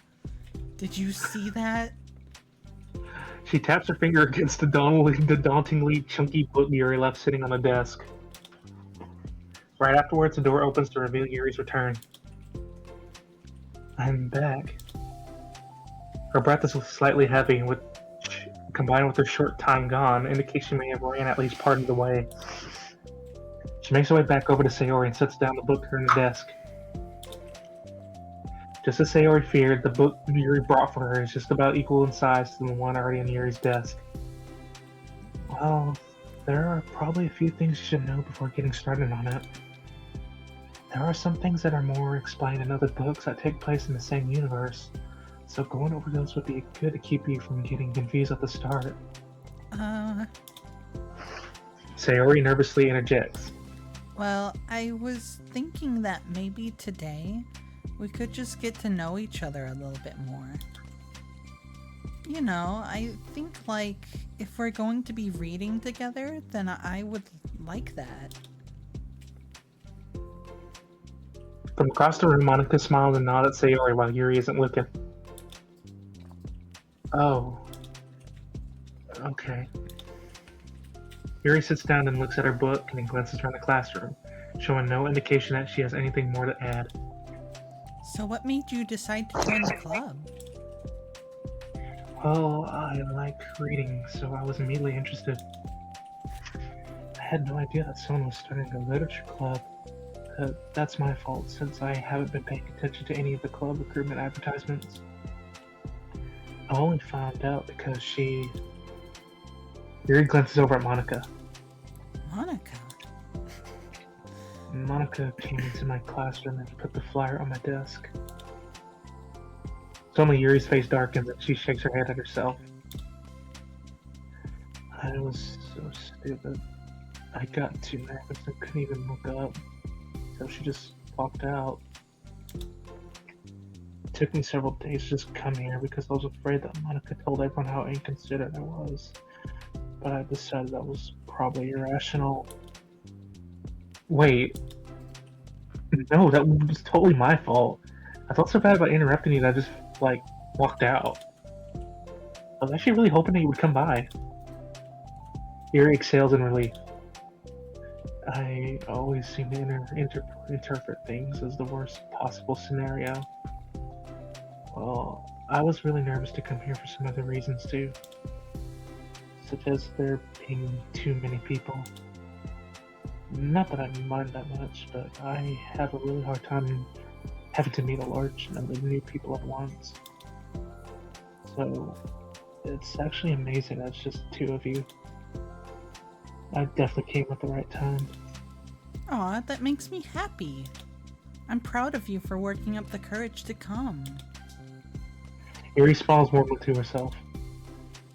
I never really had the privilege to share my interests with others before. It's so hard to find others who are into the same things I am and accept online. So I thought the literature club would provide a chance for me to do that. What kinds of other things are you into? Like genres? I don't know, just anything. Even if it's not literature. Oh, just things you would think are dumb. Sayori pauses, a look of concern on her face. How about I'll tell you something I'm into, and then you can tell me something you're into. I suppose that would be okay. Okay. Well, I'm pretty into crafty things. Like making cute little collages or decorating things. Like cards or jewelry boxes. My room's always cluttered with random stuff, because I keep buying things to make gifts for my friends. But then I put it off till last minute. So yeah, that's something kind of silly that I'm into. You sound quite creative. Not that much. It's just, you'd be surprised at how much you can do with scissors and glue and stuff. So, I have to share something that I'm into now, right? Sayori nods. Well, I guess I'm into nature. I love nature. Monica, I'm gonna start a nature club. No, you're not. You're stuck here with me now. I am not. Oh, yeah? Well, I hereby appoint you as vice president of the literature club. There, now you're stuck with me. Hey, don't give me responsibilities. Oh, I'm sorry, Yuri. I interrupted you. Go ahead. It's fine. Yuri pauses, feeling awkward after having gotten cut off. I like going out into the woods or to the park. Just places where you can walk or sit and not have any people around. It's peaceful. Just nice to kind of remove myself from everything that matters and let my racing mind operate autonomously for a while. When do you like to do that? It just depends on my mood. Mood. Like, After school, on the weekends, whenever I feel like I need it. Wow, I feel like I would never have the time to do something like that. I find that we have a lot more time than you think we do, if you don't let it slip past your fingers. The three continue their conversation, led primarily by Sayori, but with Monica chiming in every now and then as well. Yuri, do you play Fortnite? Fortnite? What's that? It's a video game. Well, I am not much of a person to play video games. Oh. You should try it sometime. It's free. I think I will. What is it? Well, see, you have guns, and you shoot people, and you do dances. It's really funny. How is shooting people funny? Oh, not that part, just the dances. Oh, well, I guess if there's a way to avoid the former, I suppose I should give it a try. Cool. Monica had attempted to leave it to Sayori and focus on her own work, but she found it difficult not to join in. Before they knew it, the end of the day was upon them once more. Oh, it looks like we should be wrapping up for today. So, are you two going to be starting on that book the next club meeting? That's the plan. I'm so excited. Sayori beams. Yuri collects her things. Once packed, Yuri wordlessly waves to Sayori and Monica with a gentle smile. Bye. As Yuri exits, Sayori enthusiastically returns a farewell. Once again, Sayori and Monica are left in the club room. Sayori, you are a lifesaver. I didn't do anything. I just talked. Still, Besides, it really lifted my mood. Feels really nice when I can put my energy towards other people like that. She was really excited to be included, you know? It made me happy. well, there's no doubt in my mind that she'll have a great time here with you engaging her. How are you feeling about starting the book with our next meeting? I'm kinda scared, but I think she'll be happy as long as I'm trying my best. I think you'll do great. After the surprise of a new club member, it seems like everyone has their spirits lifted with something new to look forward to.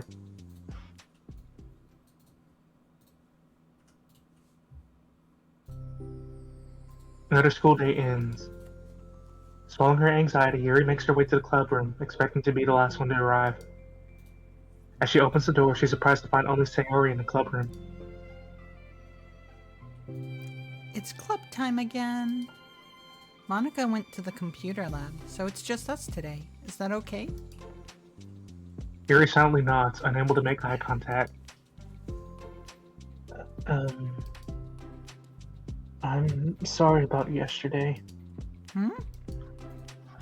Sayori tilts her head, unsure of exactly what Yuri's talking about. Well,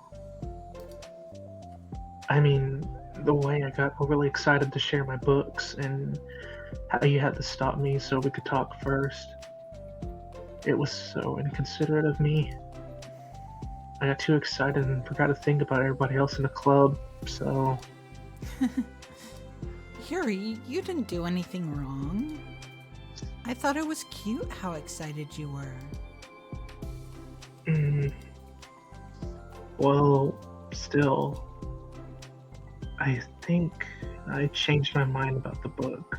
You don't have to read it Huh? Why? because I know that you were just humoring me anyway. In retrospect, it's rather obvious that nobody was truly interested.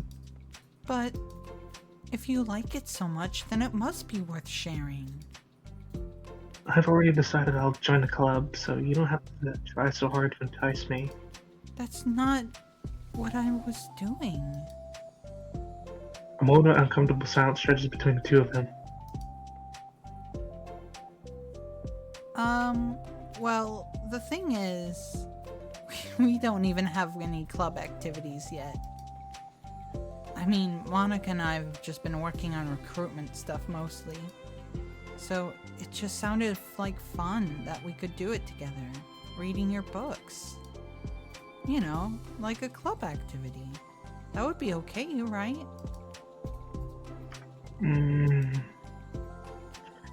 Why am I being so resistant to this anyway? It's exactly what I wanted in the first place, and you're being so nice about it. I really don't know what's wrong with me. I'm sorry for being like this.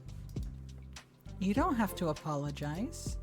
Just tell me if there's anything I can do to help you feel more comfortable here.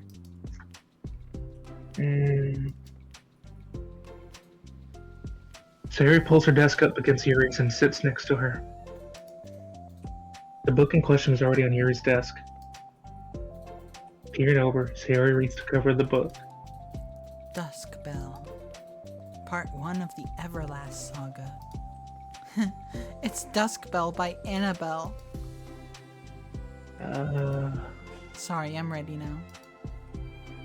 Oh, right. I should probably get some paper. Yuri grabs a spiral notebook of hers and tears out a few sheets of paper. Wait, how come you need paper? Oh, it's useful to draw things out sometimes, like maps, timelines, family trees, or just for taking notes. Notes? Yes. That's an effective strategy. Exactly. I'm sure it'll be especially helpful for someone new to the genre.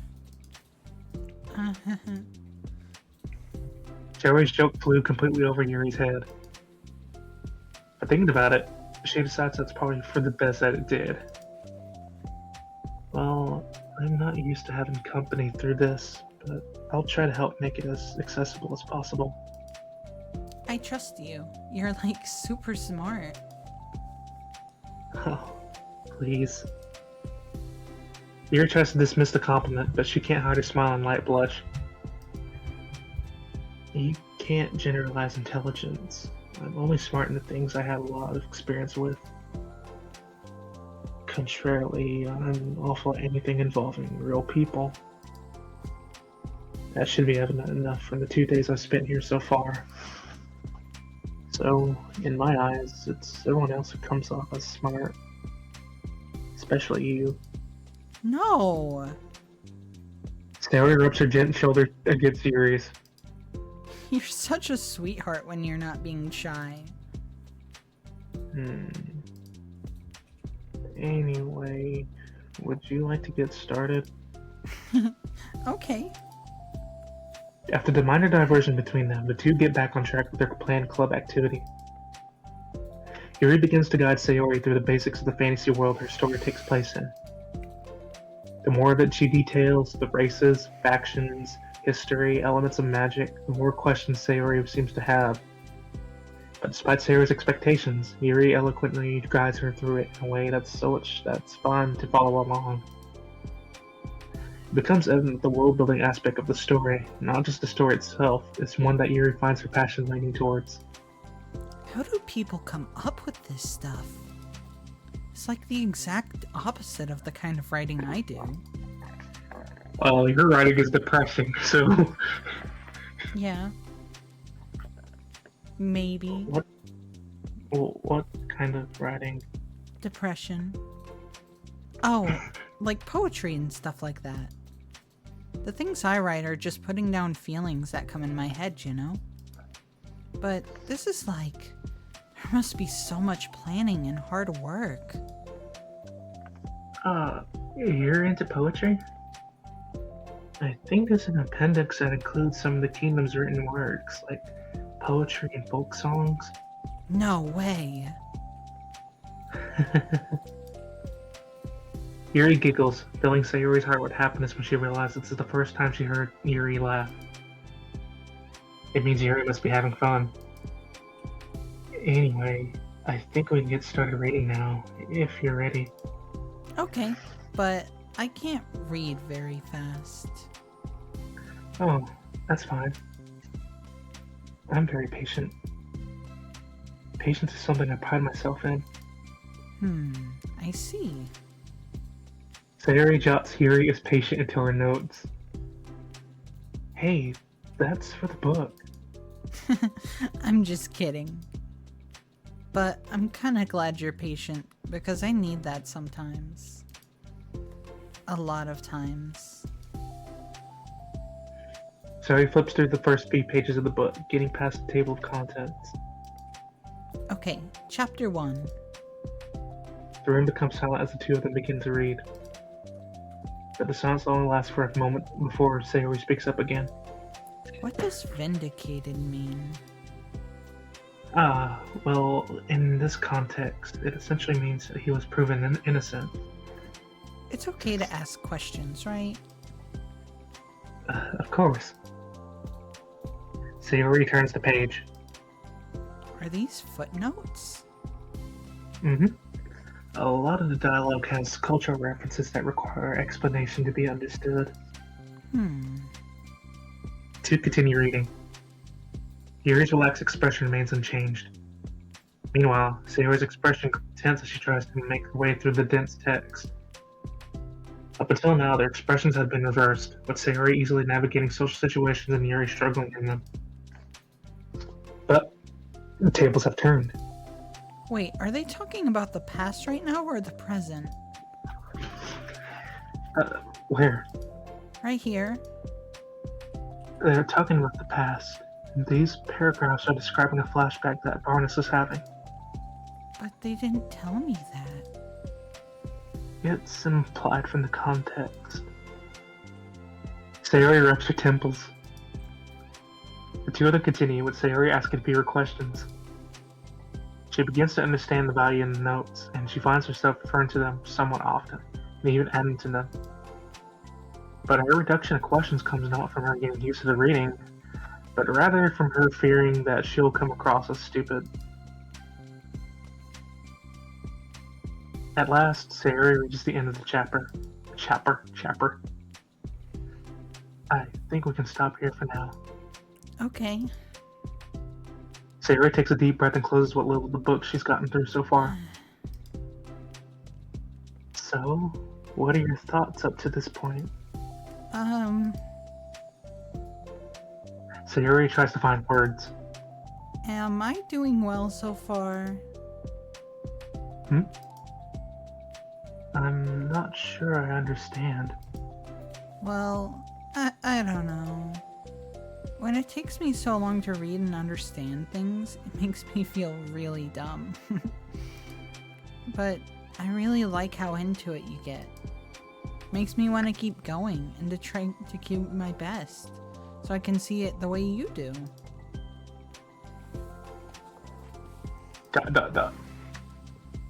The relaxation in Yuri's expression fades. I see.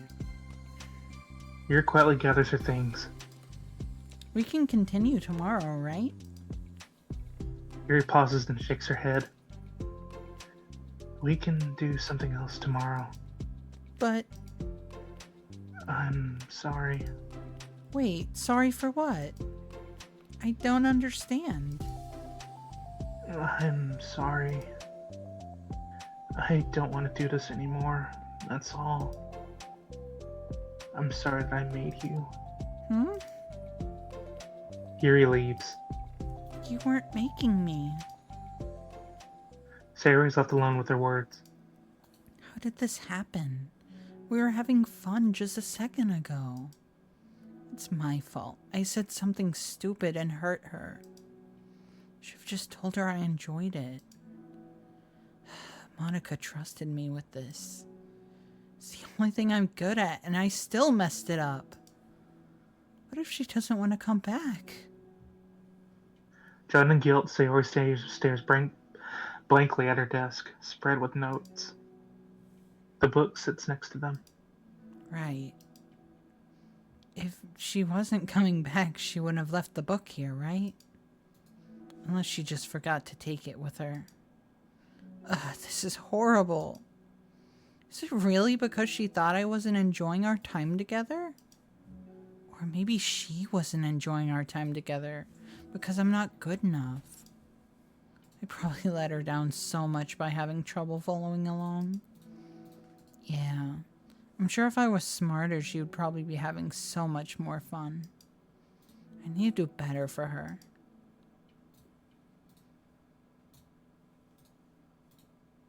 Damn. Understanding. Understanding part 2. For the first time, Sayori is the first to enter the club room. Anxiety courses through her relentlessly. Will Yuri show up today? Sitting at a desk, she stamps her feet in an attempt to calm down. Why am I letting this affect me so much? I'm doing everything I can to make Yuri happy, but my best wasn't good enough. But it was still my best. But I'm letting everyone down. I'm always just a disappointment. Sayori continues to wrestle with her self-deprecating thoughts. Every tiny noise that caused her to lift her head in anticipation of Yuri's arrival. Minutes pass and nobody enters the club room. Not Yuri or Monica.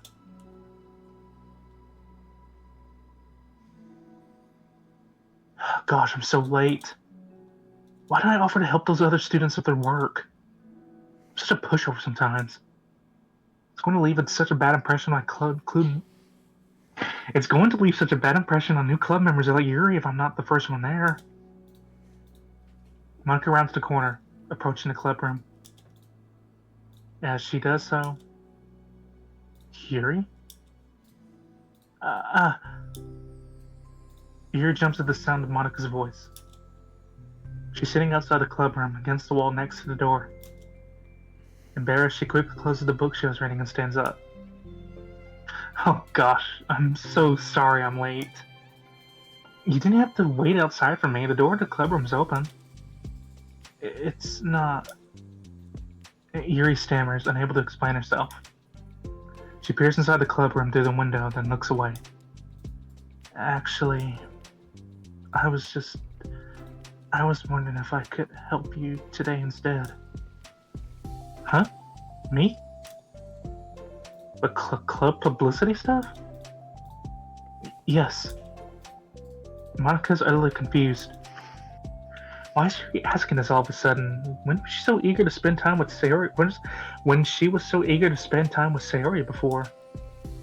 Did they not get along after all? Sayori, get out of my head! No. Monica looks into the club room herself to see Sayori sitting alone inside.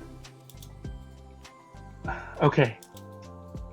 It's kind of a simple job, but I'd be happy for you to tag along. Me too. Monica's worried, but she finds it difficult to insert herself into whatever conflict that may have arisen. It's a little ironic. She realizes that she could be so conflict avoidant after having been in the debate club. Okay, let's take a walk together. I just have to make copies of this new flyer, then go around to the billboards and replace the old ones with the new ones. Yuri nods and the two set off. The two walk in silence. Without Sayori, Monica finds it quite difficult to strike up conversation. So, how's everything been going? Fine. That's good. Neither of them follow up with anything more. Monica turns up at the stem of the conversation. How the heck does Sayori do it? Sorry I didn't see you yesterday. I went straight to the computer lab to work on the flyers. Mm-hmm. Sayori told me. Oh, what did you two end up doing yesterday? Just some reading. Oh, I'm glad. That's really starting to feel more like a literature club now. Yeah. It's kind of funny. I felt so intimidated at first when I heard about the kind of reading you were into. But you know, it's kind of stupid of me because I'm just intimidated by things I'm not good at. And it's silly to assume that everything that comes to the club will just have the same interests as me. But it's so cool that you're able to get Sayori into it. It's like the club is working, and I'm really happy about that. She's not into it. Huh? She's not into it. And I'm stupid for forcing it in onto her. Yuri falls silent again, as if she started her thought, but can't figure out how to continue it. Did something happen? Yuri sighs. No, it's just me.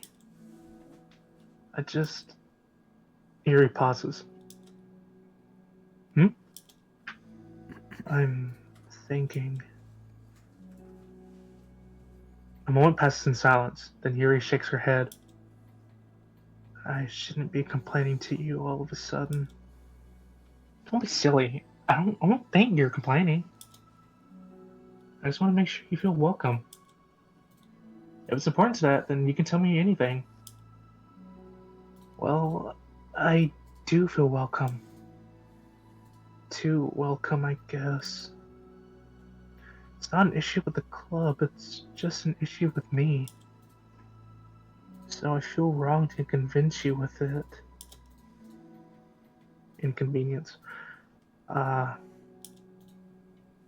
Monica pauses and thinks. Well, what if we put it this way? It's my job as president to understand the needs of the club members, right? We're going to have all kinds of people join this club. Hopefully, anyway. And learning about the diverse needs and interests of everyone will help me come up with the club activities that everyone can be happy with. That everyone can be happy with. Not just only some people.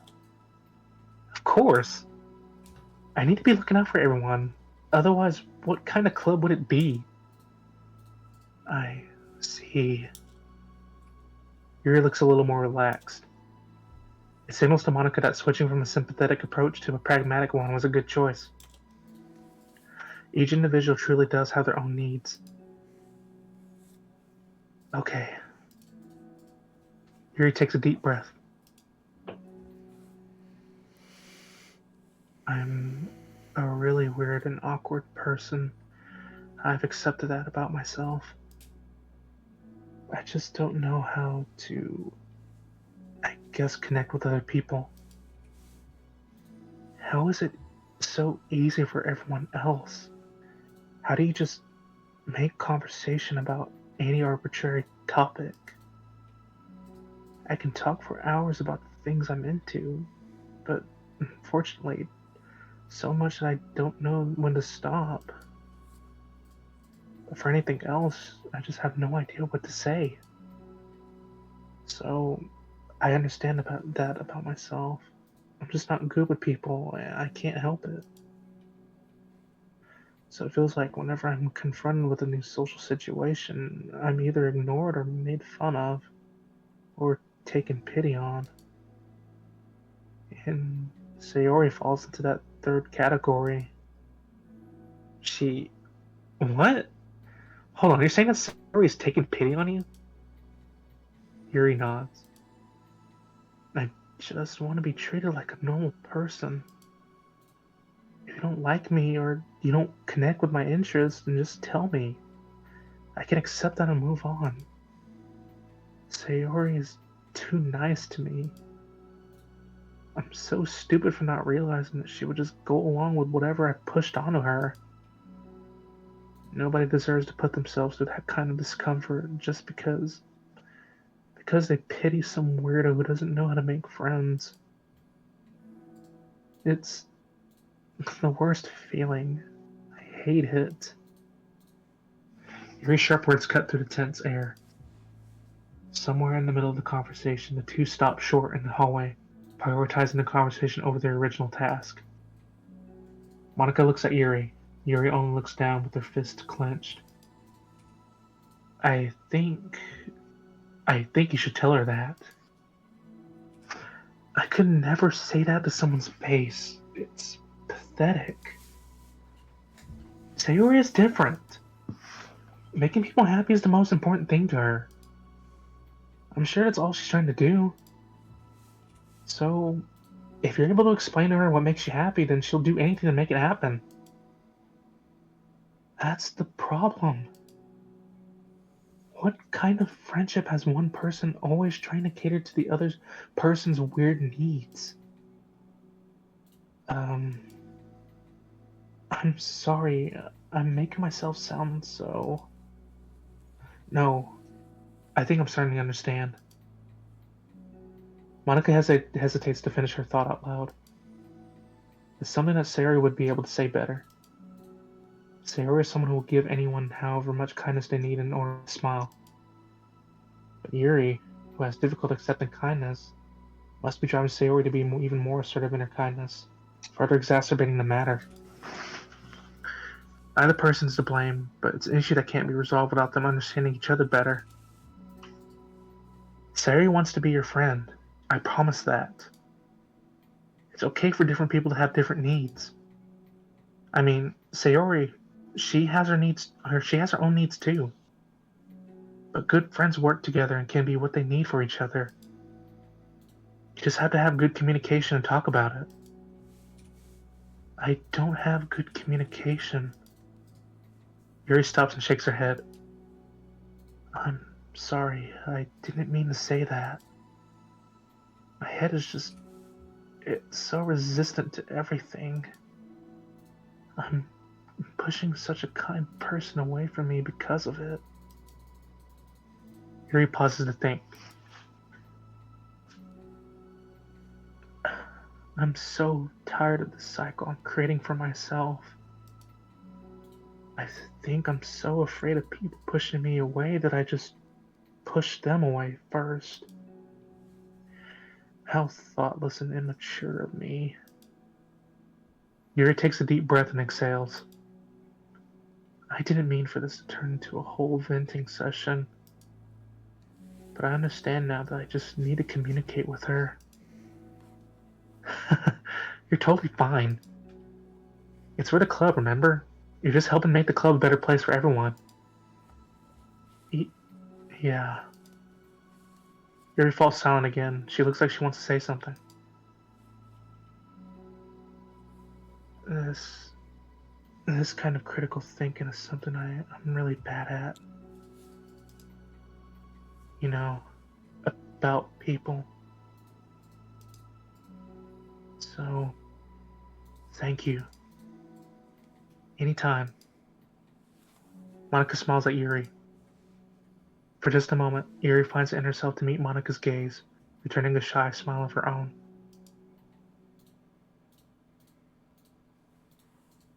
Good talk. Yuri and Monica finished replacing the old flyers with the new ones. More accurately, Monica mostly did the work while Yuri followed along. But as the club room once again draws near, so does Yuri's confrontation. I can't do this. Yes, you can. You'll be great. Yuri sighs and shakes her head. I'm never gonna feel confident enough. I just have to do it. If I don't do it now, I never will. Yuri starts toward the door, but then turns to face Monica. You're not just going to wait outside, are you? I can take a walk. Want me to get you a cup of coffee or anything? Actually, I prefer tea. I like to make my own though, so please don't worry about it. Although, I suppose that's one downside of reading here in the club rather than at home.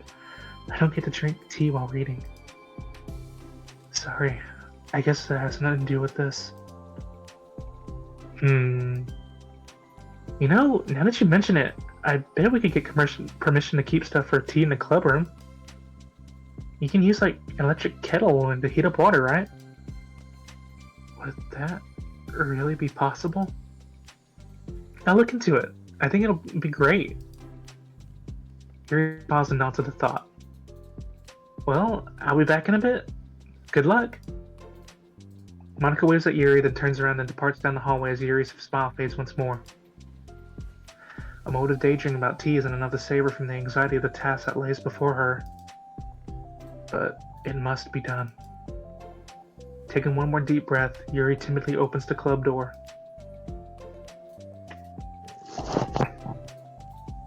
Yuri? Oh, wait, hold on, I'm not done yet. Sayori shovels a bunch of papers around. Yuri stammers, her words suddenly caught in her throat. At that moment, she realizes how Sayori has been spending her afternoon. I wasn't expecting you to come today. I was really hoping to make it all the way through the next chapter first. But I got most of the way through it. And look! Sayori holds up a sheet of paper. It's a page of notes, beautifully produced with indentions, categories, and even color coding. As Yuri sees it, her expression shifts from anxiety to despair. I was afraid you were getting disappointed in me, so I've been trying really hard. Stop. Yuri presses her fist against her forehead. Please stop. I can't take this. Yuri? Sayori's voice quivers in shock after receiving the exact opposite response she was expecting. I'm sorry, I'm sorry, I'm sorry. Sayori looks away in guilt. Did I do something wrong? I don't understand, so if I did something wrong, please tell me. Yuri shakes her head. No. It's me. I keep putting myself in these situations where people are afraid to treat me normally. If you don't like this kind of reading, it's okay. Please just tell me. I don't need to be treated differently just because I'm weird. But I don't treat you differently. I just want my friends to be happy. So I thought that if we did something together that you really like... I don't want your pity. Oh, why did I do that? Yuri sinks to her knees. Her voice squeaks. I'm sorry. Tears of guilt and self-loathing begin to stream down her face. This isn't how it was supposed to go. Why is it so hard just to articulate your thoughts? Why do you end up pushing everyone away from you? Yuri's mind pounds with internal accusations as she shuts her eyes, unable to face Sayori or the rest of the world. She should just leave, just escape from here before Monica sees her like this, and before Sayori tells Monica what she did. But before Yuri can put any strength to her legs, she feels a warm pair of arms gently wrapped around her from behind. It's okay. Sayori whispers in a soothing voice. It's okay. It's okay. Overcome by despair, Yuri finds herself unable to protest or pull away from Sayori's kind gesture. Yuri sniffles, breathing heavily through a clenched throat, trying with all her willpower to control herself. I understand. I understand the things you're feeling in your head are different from the things you're trying to say. I know that must be what you're feeling right now. I promise I understand that. So I'll give you as much time as you need. When you're ready, just tell me your feelings and we'll talk about them together, okay? Yuri sniffles again and nods her head. She gives herself a minute to compose her thoughts, then speaks while steadying her voice. I think that I've gotten so used to people being weirded out by me that it feels like anyone who's nice to me is just doing it out of pity. I'm so horrible with people. So it makes me not want to believe that someone can actually like me for who I am. Yuri pauses, but Sayori doesn't interrupt. Rather, she waits for Yuri to continue. I got so excited when I joined the literature club. I thought that it was finally my chance to make friends through my interests. Because my interests are the only things I know how to talk about. It's all I have going for me. But then, whenever I catch myself getting overly obsessive in front of other people, it feels like I'm making a fool of myself. I hate myself for it. Ultimately, I just want to be treated like a normal person, but how am I supposed to expect that when I can't behave like one? I just want to learn how to get along with people. Stop ruining things for myself. That's all. Yuri finishes her thoughts, feeling more steady after having gotten them out. Sayori, who could feel Yuri's breath rise and fall from beneath her arms, realizes that as well. Thank you for helping me understand you a little bit better. You know, you were so great at helping me while we were reading. So I'll help you with the things that you need too. but I feel like it would just be frustrating for you with how much patience I require sometimes. That sounds kind of familiar. I couldn't stop worrying about you while we were reading. I was so afraid that you would get frustrated with me. I would never do that. I did my best to reassure you by mentioning how I have a lot of patience. Yeah, I know, but my irrational fears just won't be quiet sometimes. I'm sure it's the same for you, right? Yeah. Irrational fears. Well, you know, there's no way that you could frustrate me because I already like you for the person you are. I know you said you have a hard time believing that, but I promise it's true. You don't have to be a social person for people to like you. I think you're really considerate in your own way, you know? Worrying so much about people's feelings. We're all kind of weird. It's a literature club. But it's the best part that we're all different and have different interests. Like about the book. I'm reading it because I want to. I promise that's what I really want. It's a bit of a struggle, but try not to mistake that for me not enjoying it. I mean, we could never discover new things if we didn't try them first, right? I want to learn the reasons why you love it so much. And in the end, if it's not for me, then I can just say that, and I'll be glad that I tried it and learned more about you.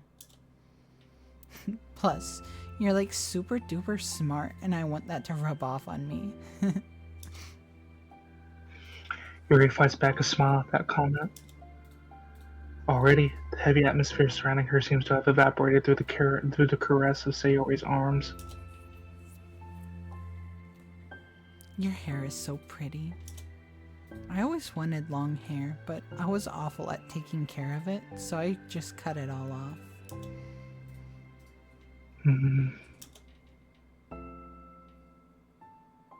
Yuri's tension relaxes.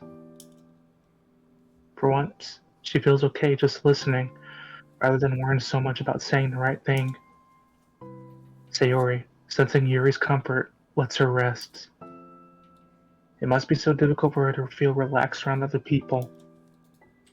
But if the literature club can make it happen, then it's something that she deserves to experience.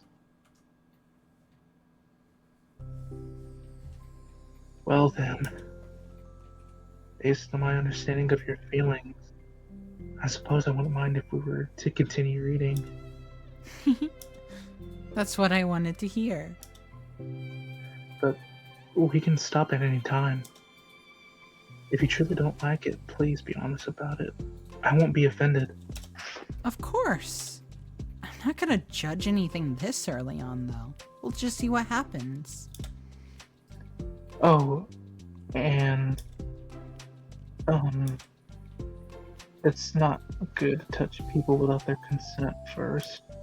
Oh no, I'm sorry. I didn't mean to make you feel uncomfortable.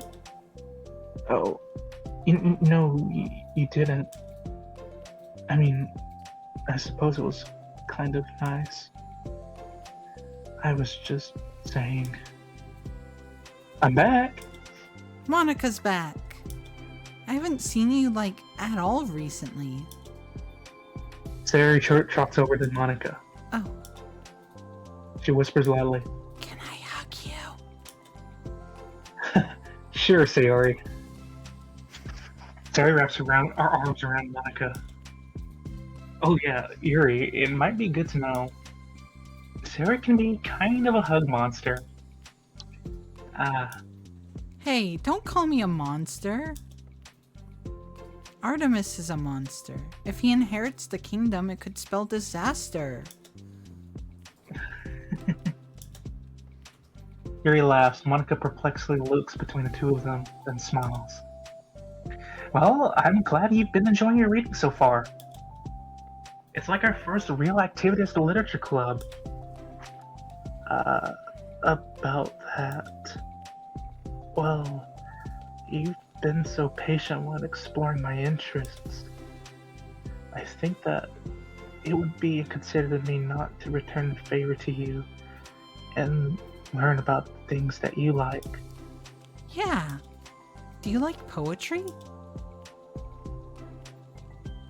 Yuri smiles.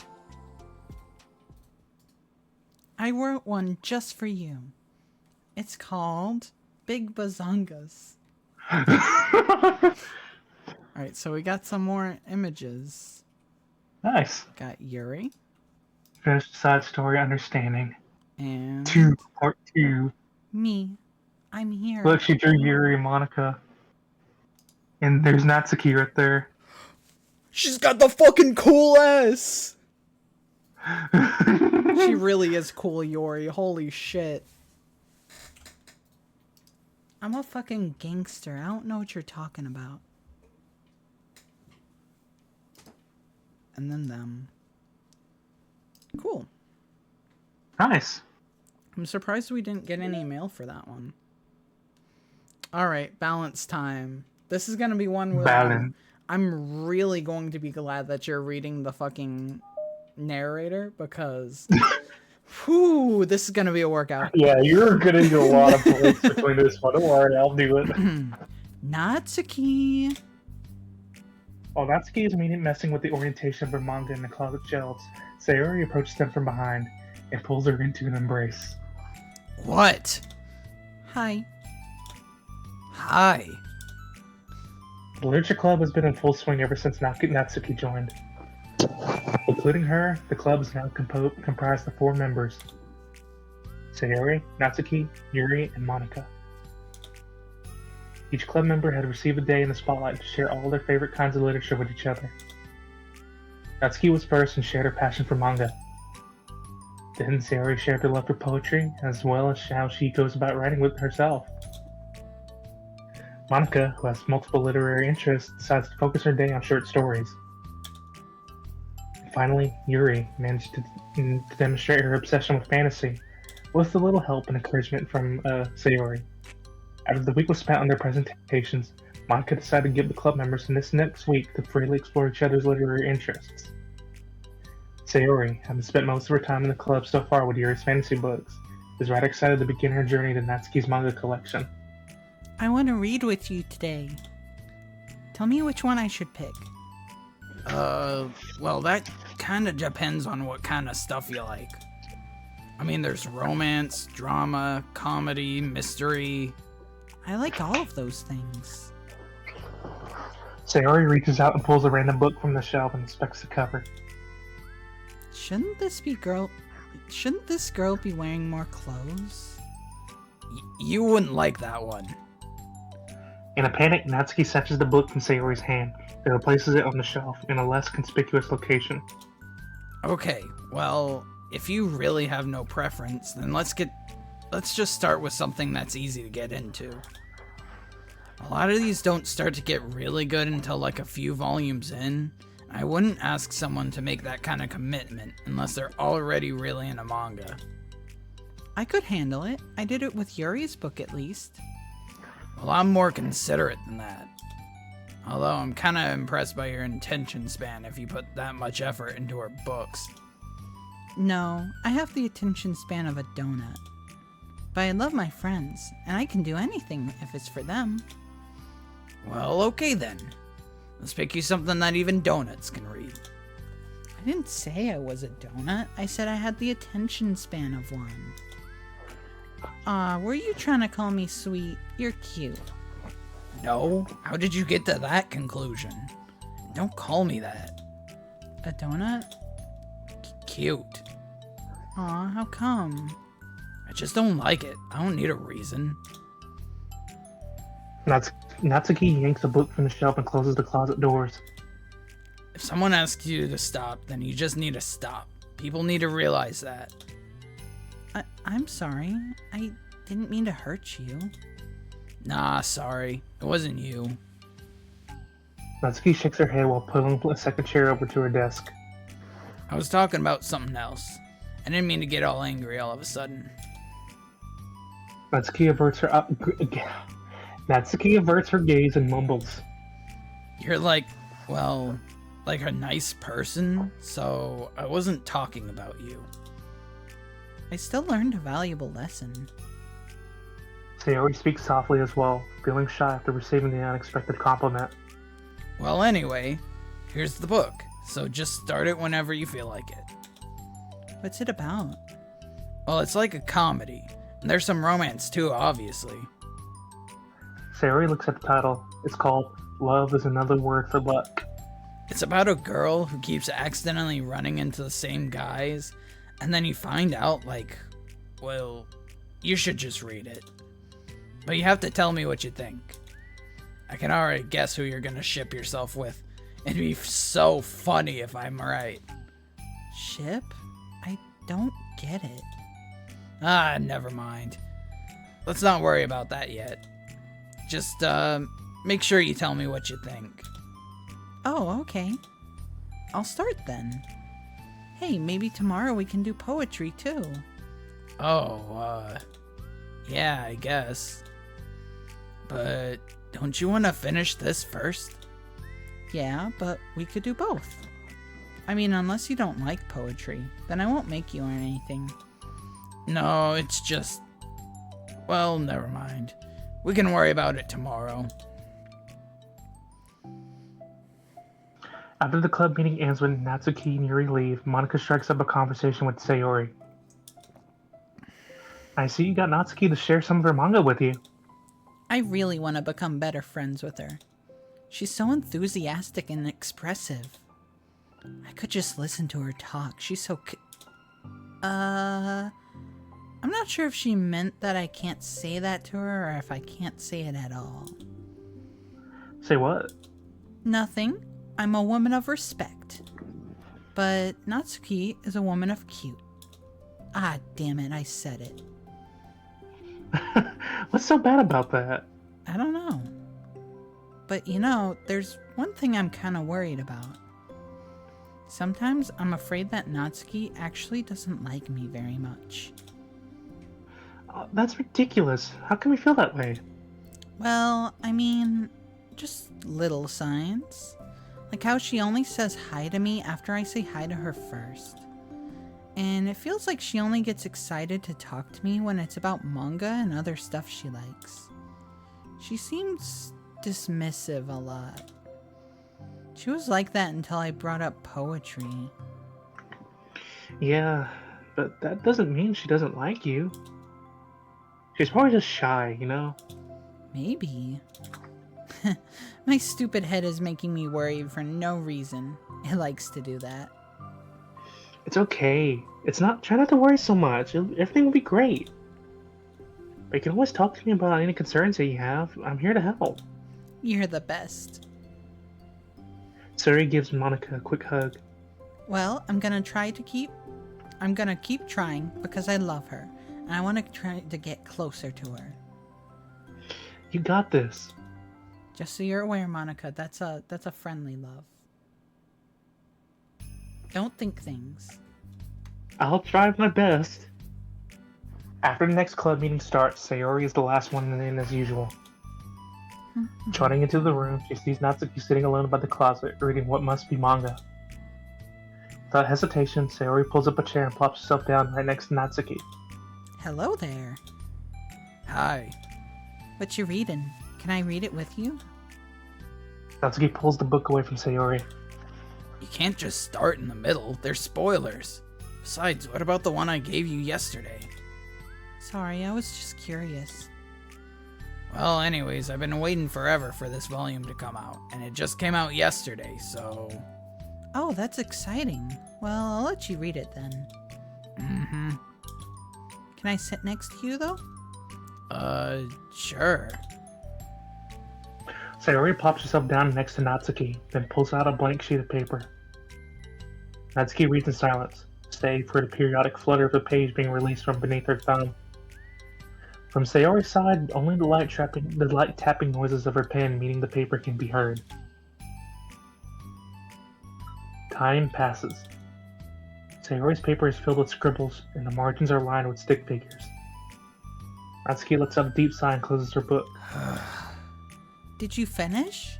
No, but it's a good stopping point. My head is swimming. I need a break. Natsuki stretches her arms.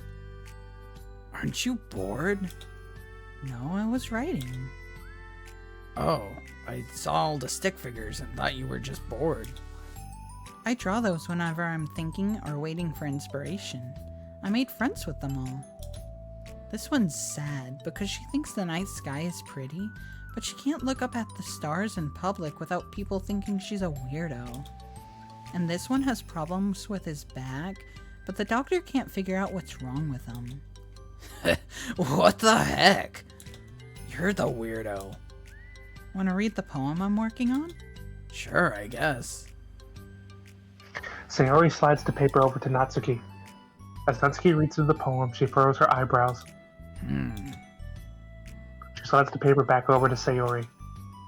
Don't you ever feel weird about sharing all your thoughts and feelings like that? I mean, your poems are, like, really emotional. Is that bad? Well, no. It was just an observation.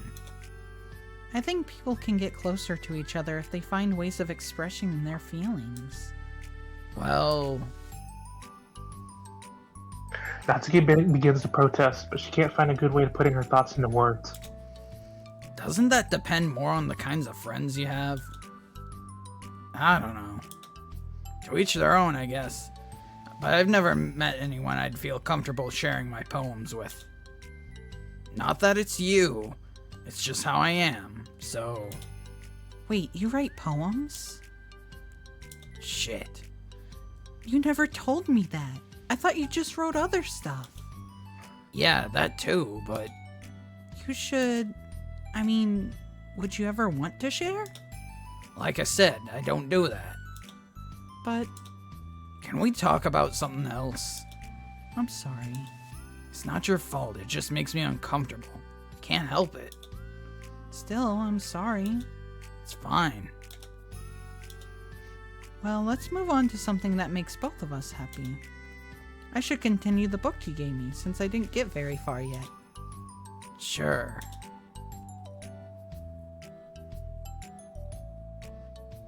Over the next few days, Sayori begins each club meeting by approaching Natsuki with unwavering enthusiasm. It's Natsuki! Natsuki! Hi, Natsuki. At the end of one club meeting, Monica, who has become rather invested in Sayori's friendship mission, starts an innocuous conversation with Natsuki while she packs up. It's cool that you spend... See, oh my goodness, Sayori, she's been in my mind so long. Yeah. It's cool that you've been finding time to spend time with Sayori. She was pretty excited for the chance to read manga with you. Yeah. I'm sure you've been enjoying the chance to share it too, right? Yeah, mostly. Natsuki glances over her shoulder, but doesn't reply further. What's on your mind? Nothing. I don't talk about people behind their backs. Oh. Natsuki falls silent, but she just fidgets instead of getting back to what she was doing, as though she wants to say more. It's okay to share your feelings. That's different from talking about someone behind their back. I guess. I just hate when people talk about me behind my back, so I'm better than that. Bleh. So I'm better than to do it to others. Sorry, I guess fucking Sayori's getting my head too. Monica shares a bright smile. You're really considerate. Thanks, I guess. But it doesn't feel like it. You can trust me. Natsuki stands in silence for a moment, still fidgeting. I just feel smothered sometimes. I'm not used to someone being, like, all over me right after we meet. I mean, it's fun to hang out with her, but I just have no control over the pace. Can't just meet someone and instantly become best friends with them and share everything about myself. It's not how it works. Just want to chill out sometimes. Oh, I didn't realize that was happening. It's fine. Why would you have? I know. I just feel bad about it. I know Sayori, so I should have realized. Monica navigates her tinge of guilt, which has surfaced mainly due to her being the one who previously encouraged Sayori's behavior. Despite not knowing the situation, Monica can't help but feel a little responsible. Do you want me to talk to her about it? Nah, I wouldn't like that. Well, I don't know, I could like divert her to another club activity for you or something. No way. That'd be so underhanded and mean. Sorry, I didn't think that one through. Besides, just because I complained about it doesn't mean I'm asking for someone to solve my problems for me. True. I'm sorry. I guess I just instinctively wanted to try to solve problems, even if I hadn't been invited to. It's fine. I would talk to Sayori about it, but it would make things really weird between us. I feel like that would just make her constantly be afraid that she's bothering me. I don't know how to keep things natural. Well, I think if you do a good job expressing all your feelings, she would totally understand. Sayori really wants to be the best she can be for other people. I think she would actually be happy that you want to improve your friendship with her. Maybe. Ugh, it just feels so dumb. Talking to someone about how to be friends with them? It's just weird and not cool. Monica shrugs. It's the literature club. Then she mumbles through a stifled laugh. It's not the cool club. Hey, Sorry, that just tickled me for some reason. Look, I know that you're kind of in a tough spot, and that it's hard for you to really express yourself. But you've really demonstrated to me that you're great at self-reflection and critical thinking, even if it doesn't feel like it to you. I think that's the most important part of being able to navigate through these things. So I believe that you'll find the right thing to do. well, Natsuki instinctively starts to reject the compliment, but she can't find any excuse to do so. thanks. Natsuki gathers her things, then she finishes her thought in a mumble. And I'm still glad I joined the club, even if it's weird sometimes. Monica smiles, but Natsuki turns her back and walks away before waiting for a reply. It was an unusual way for Natsuki to express her appreciation, but Monica knew what she meant. It made Monica feel like everything was really going to be okay.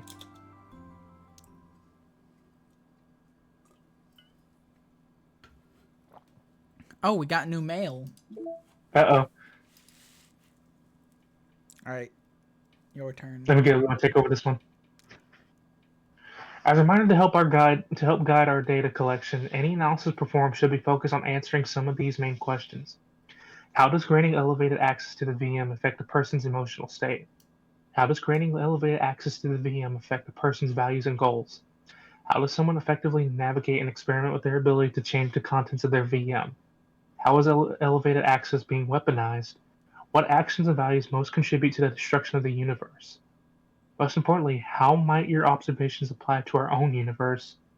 Bonus, how can we present this to upper management as an operation that benefits the company? Unrelated note, whoever changed the color scheme of the desktop to pink, can you please change it back?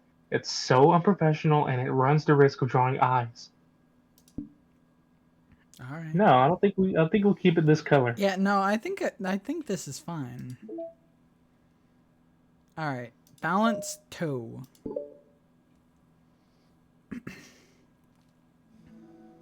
It's lunchtime. Sayori, who usually buys her lunch, is making her way to the cafeteria like any other day. The clamor and bustle of the scenes is drowned by Sayori's impeccable skill of zoning out. However, her imagination is momentarily interrupted by the glimpse of a familiar pink-haired girl. Hey, that's Natsuki. I never run into the other club members around school. Natsuki! Sayori stands on her tiptoes and waves. Natsuki, who's busy walking and chatting with her friends, doesn't notice Sayori at first. Then she glances over in Sayori's direction. Sayori waves enthusiastically. Huh?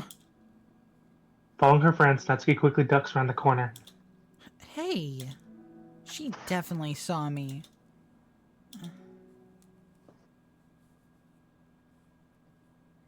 Monica is the first to arrive at the club meeting, then Natsuki. Sayori, having glanced through the window to see Natsuki already inside, is unable to work up enough courage to enter. Natsuki's been so distant with me. I was stupid to think she ever wanted to be friends. She only got excited because she wanted to share her manga. But aside from that, she doesn't even like me. I should just go home today. Sorry, but do you plan on going inside? No, Why? I'm sulking. Oh. Well, I'm sorry for bothering you. Excuse me. Good chat, Yuri. No, don't leave me. Oh, I'll stay here then. I don't want to go in. I'm afraid of bothering Natsuki. I saw her at lunch today, so I waved and called out to her. But instead of saying hi, she just ran away from me. Really? Not bad. Hey! Sorry, I'm sorry. That was a joke. It just sounded like something stupid that I would do from anxiety. From anxiety? Well, I just don't like attention being drawn to myself. Oh. Well, that makes sense based on the person you are. But Natsuki isn't shy like that at all. I thought we were friends. But it feels like every day she's just trying to distance herself more, instead of get closer. Makes me feel like she only spending time with me during the club because I was reading manga and she doesn't really want to be friends with me. Well, I feel like I'm missing a lot of context here.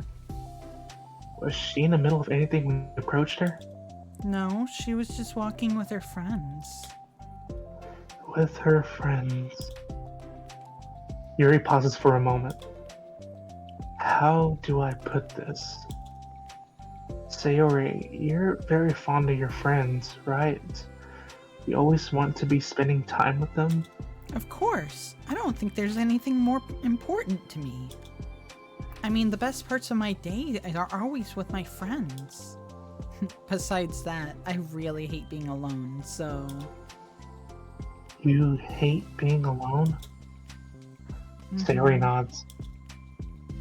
We're very different people. I cherish my time alone. I wouldn't trade it for anything. So, I think...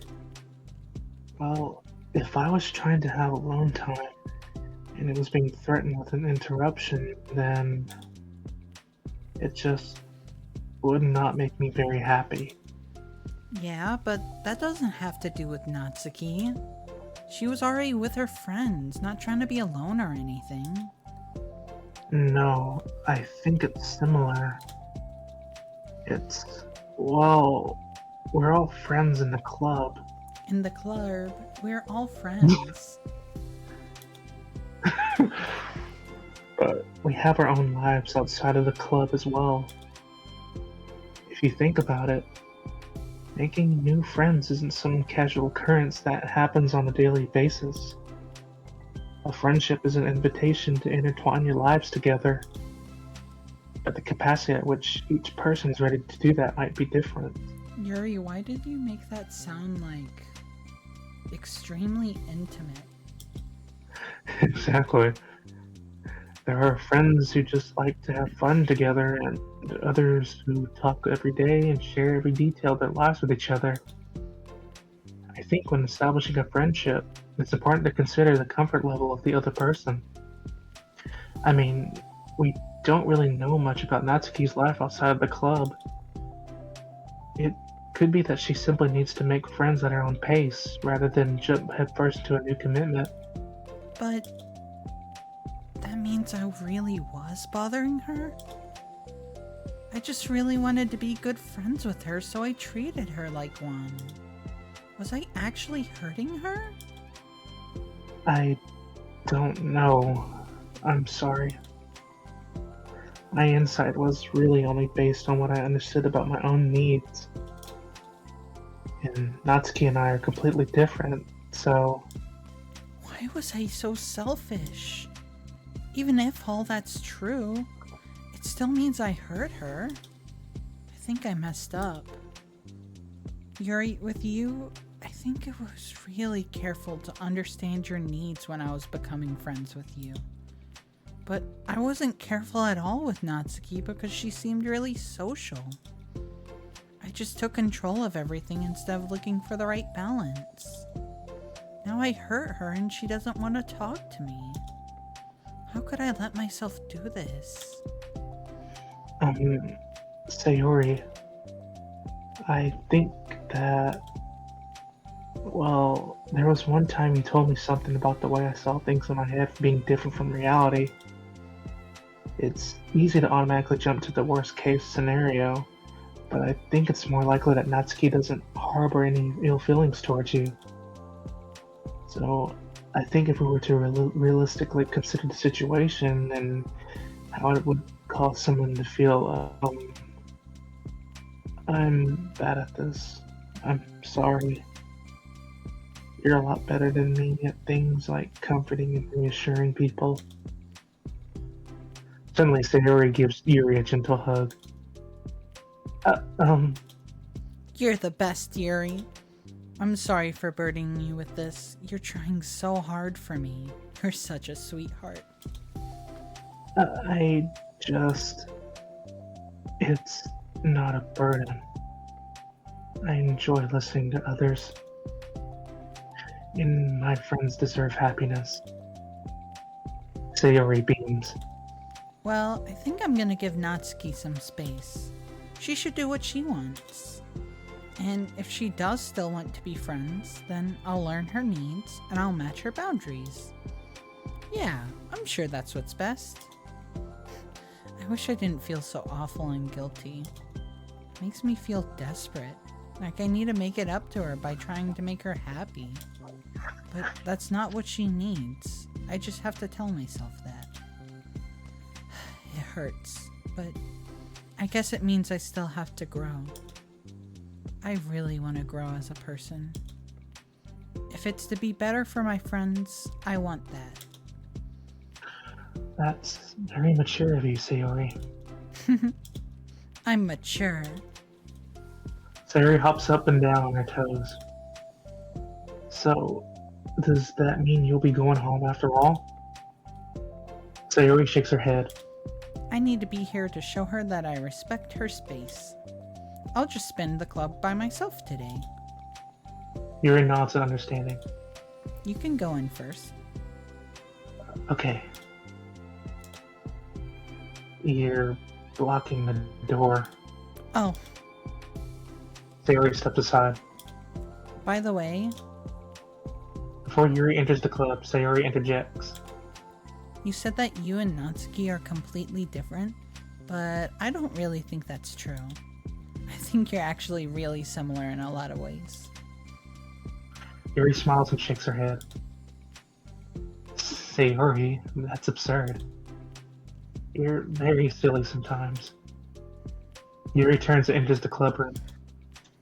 After a moment, Sayori follows.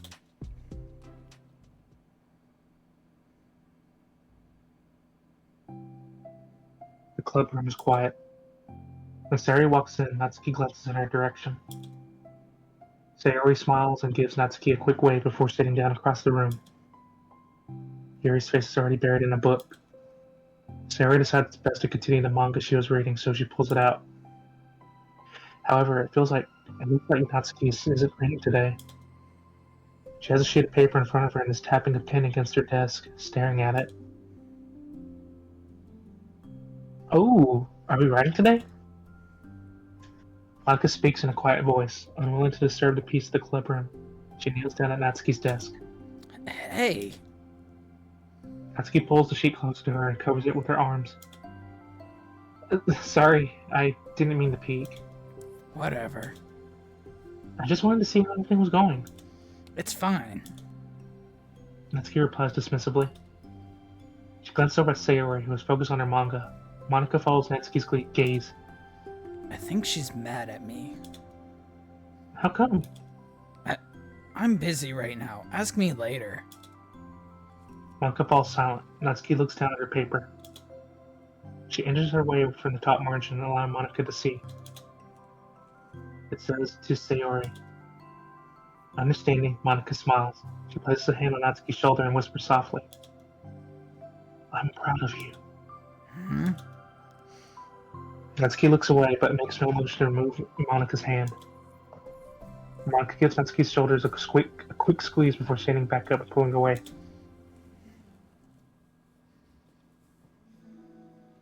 The end of the club meeting passes. Yuri has already departed. So has Monica, after checking on Sayori and Natsuki to ensure they wouldn't stay too late.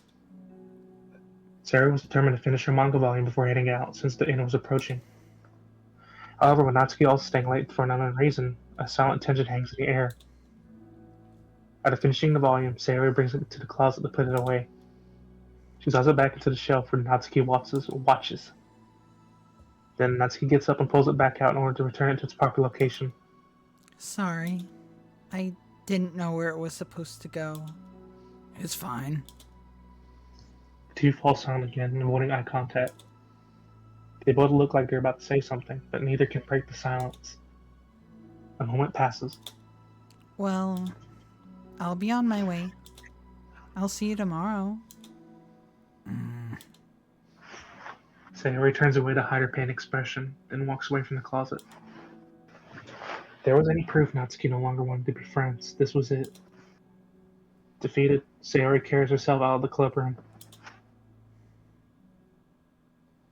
Once in the hallway, Sayori takes a deep breath and hits her palms against her cheeks to clear her head a little. Suddenly, Natsuki's stammering voice calls from behind. Natsuki? Startled, Sayori turns back around to face Natsuki. Natsuki fidgets and anxiously continues with a shaking voice. I have a lot of things to say. Me too. But you go first. Natsuki bites her lip and can't stay still. Well, first of all... She cuts herself short, struggling to continue. Trying to force the words out, she stamps her foot and hops up and down a little. I'm sorry for the thing I did at lunch. And I'm sorry for being kind of mean lately. It's really hard for me to like. I mean, I'm not good with things that make me uncomfortable. Especially when it comes to like feelings and stuff. So... Face burning, Natsuki clamps up again. Instead of continuing, she simply holds up a sheet of paper Sayori to take. I love my bedroom. It's full of bright colors and soft things. The sunlight shines in and makes everything sparkle. It's the best place in the world. It has all my treasures, all my books, my collections, my memories. All of my dreams were born in this room. It's the best place in the world. It has all my secrets, all my failures, my fears, my feelings. Sometimes it feels so fragile that the door will break at the slightest touch. But it's still the best place in the world. When someone knocks, I get scared. I brace my arms against the loose hinges. Please don't break. Don't come in. I'm not ready. It's my best place in the world. The knocking won't stop. I've blocked the door with furniture. An eye peeks through the keyhole and I panic. I'm trapped in the best place in the world. But I'm not ready to share my favorite place. I need to clean my secrets, make my bed to hide out my nightmares. I need to touch them to put them away, to see them again. I have so much to do and I'm scared. I'm not ready. But it's still my favorite place. I still want to share it. However long it takes, if you wait patiently, I'll eventually open the door, and I'll show you the greatest place in the world. It's a poem. But I thought... Well, I sucked it up so I could work out things with you. So just be happy about it. Please. Sayori smiles deeply from the bottom of her heart. I'm happier than I could express. I feel so awful, but I'm so happy that you would do this for me. I actually realized before the club meeting today that I made a mistake. I got so caught up in the chance of getting closer to you that I forgot to think about what you wanted. And that we probably have different ways we like to make friends. About the friendship stuff. I mean, it's okay. I understand, so you don't have to force yourself to talk about it. Your poem did a good job. So don't force yourself if you're not ready, okay? Natsuki nods. You don't have to feel like you did anything wrong. It was my fault, and I'm sorry. I wasn't mad at you today or anything like that. I actually felt really guilty and wanted to give you space. I was just thinking it's silly that I approach you all the time, and that I should just let you approach me when you want to. Just whatever makes you feel comfortable. I'll respect that from now on. Friendships should always start with those things. With the right balance. Natsuki nods again. One thing about that. Well, I don't want to have to approach you all the time either. I want it to be balanced, like you said. Sayori nods. I understand. We'll make sure of that together then. Well, anyway... Now that the two of them have found common ground, Natsuki finds it easier to speak more freely again. I'm not gonna be, sharing my poems all the time now or anything like that. But I guess it wouldn't hurt to do once in a while. Only the best ones. So you better like them, because I might change my mind otherwise. I like anything you'll do, Natsuki. I was just saying. More importantly, I have to tell you about my new boyfriend. What? Oh, from the manga. Wait, I need to guess who it is. You definitely won't be able to guess. The two walk down the hallway together. Oh my god, we have so much to talk about. Darn, I should have told you to save the last 2 chapters so I could see your reaction to the big reveal. Aw, you wanted to enjoy it with me. That's so cute. Oh, shush.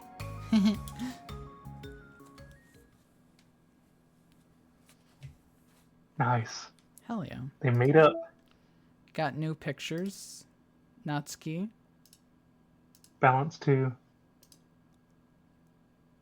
We got There's this. some good wallpapers, man. Yeah, we got some. And more poems. Oh, here we go. Acquire all of Natsuki's other poems. I named my pen the Expression Express. My feelings aboard with a ticket to you. No rooms for stammers, no lies, no extra stops, no compromise. Stations screaming by, attendant saying hi. 1 ticket to you, please and thank you. Take a headphone and take a doze. No bumps in the rails, just thumps in my heart. And loops in my letters, and clouds in the sky, and dreams in your eyes. Hey, wake up! The train just arrived. Expression Express. Destination, you. Choo choo. Nice. Neat. And then, of course, we got that one. All right. Let's take a quick BRB before we start the last one. Okay. All right. Which actually... Yeah, I gotta go powder my nose anyway. Sounds good. All right.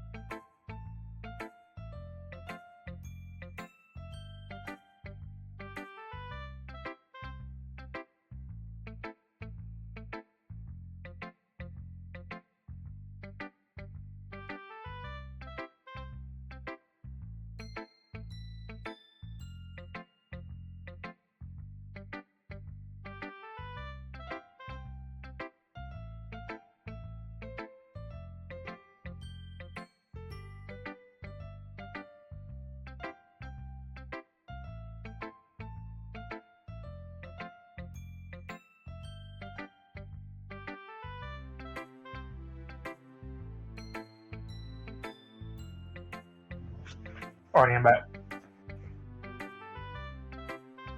Oh.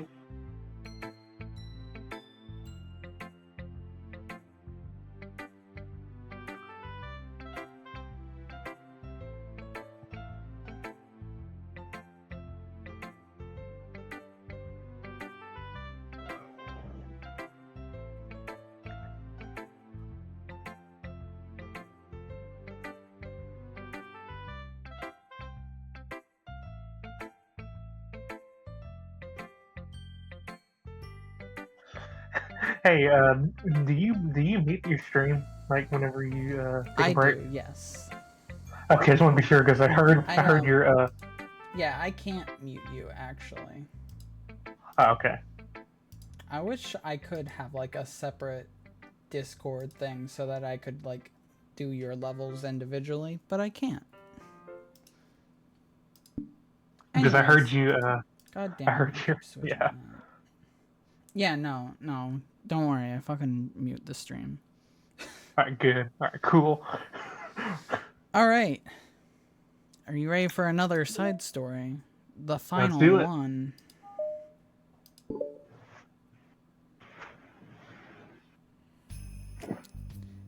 You're gonna be carrying most of this, so I'll do the... What's it called? Alright, I got it. Already. Am I bothering you? Oh, no. Okay, just checking. It's hard to tell since you always look so into it when you're reading. It makes me scared to interrupt. Well, it's within my expectations to be interrupted when I read here. It's mainly when I'm by myself that I don't like it. That makes sense. I guess if you're here in the first place, then you're more than ready to socialize, even if it takes a little bit of prodding. It's not so bad to be social if I let others do the work, so it can be healthy to put myself in a social environment every now and then.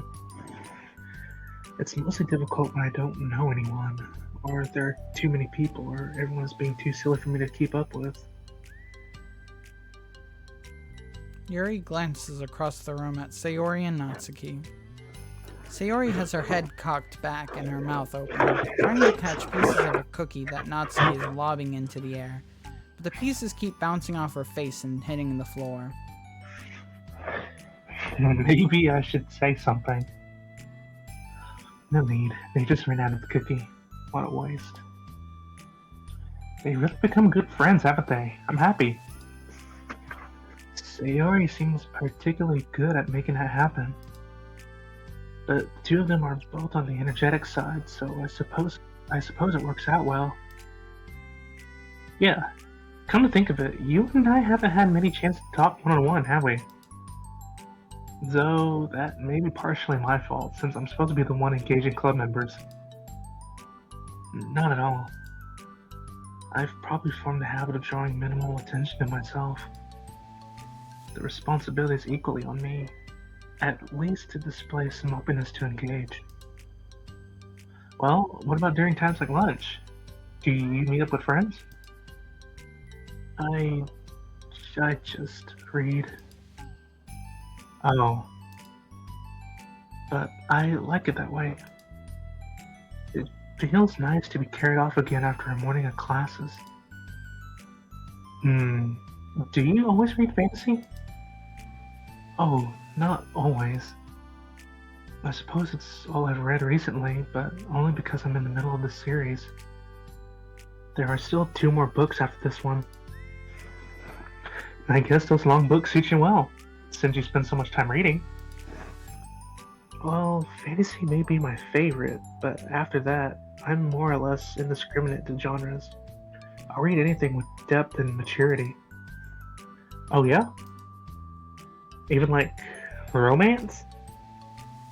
Well, there are a lot of books that have elements of romance in them. Oh, come on, Yuri, you know what I mean. Monica lowers her voice. Oh, yeah, I forgot. It's a guilty pleasure of mine, so I won't tell anyone if you do too. Maybe more when I was in middle school. I mean, I was really lonely and people were mean to me a lot. So it kind of felt like, please don't make me think about the past. Sorry, I just got super curious. You know, we should totally pick out a romance novel to read. That would be so much fun. Absolutely not. Really? Even if it was just between us? Try asking someone who has no shame, like Natsuki. Hey. Ouch. Sorry, I swear I didn't mean that. Well, I guess it was my fault for pressing you. I'm like that for things in the past, too, so, you know, things I feel too embarrassed to re-experience. There's nothing wrong with growing out of things. It happens to everyone. For instance, Natsuki's interest in manga reminds me quite a bit of how intense I used to be about my own interests.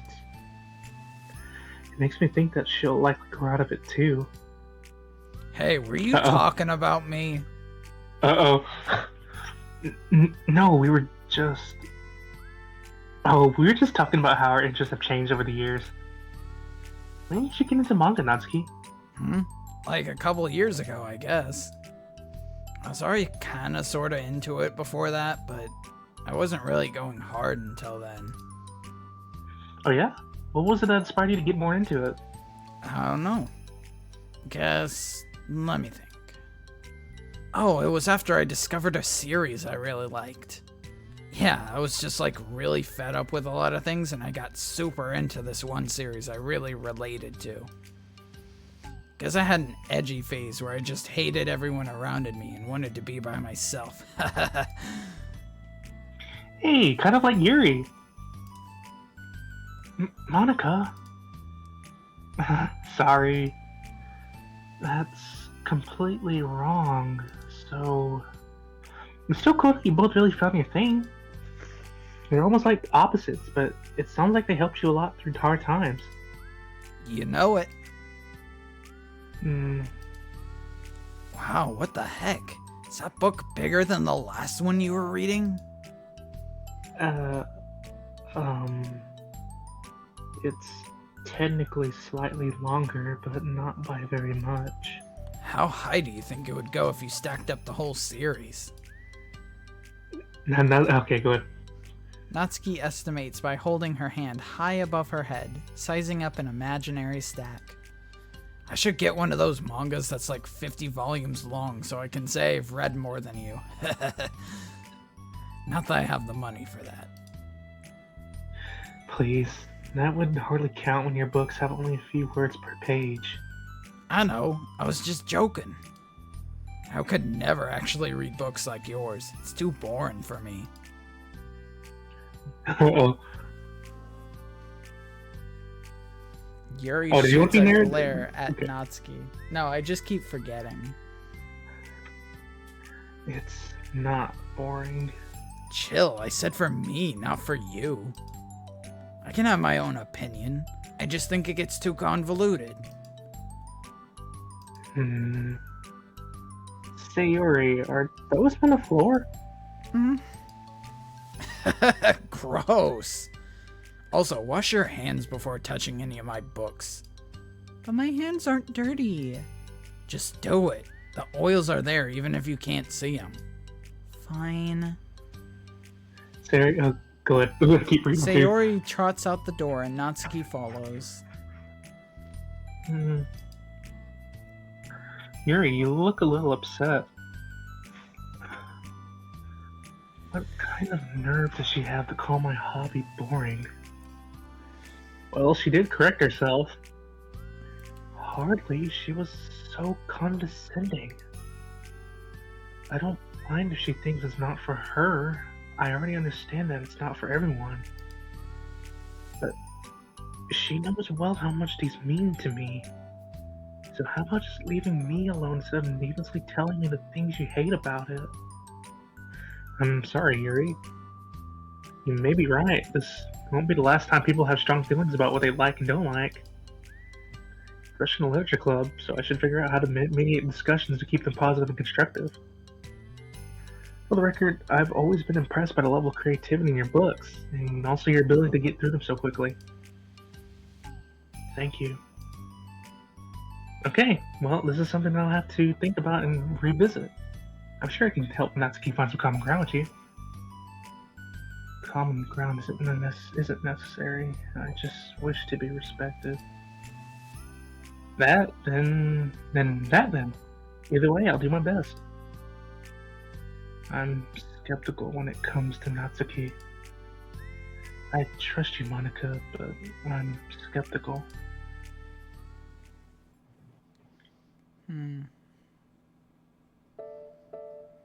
Okay, everyone. We have a special club meeting today. As you know, the Literature Club is a place where we get to share things that we are passionate about. But that also means we should be mindful of how we respond to each other's feelings. I think we have a chance to turn our differences into positive energy for each other. Aren't you being a little dramatic about this? This is important to me.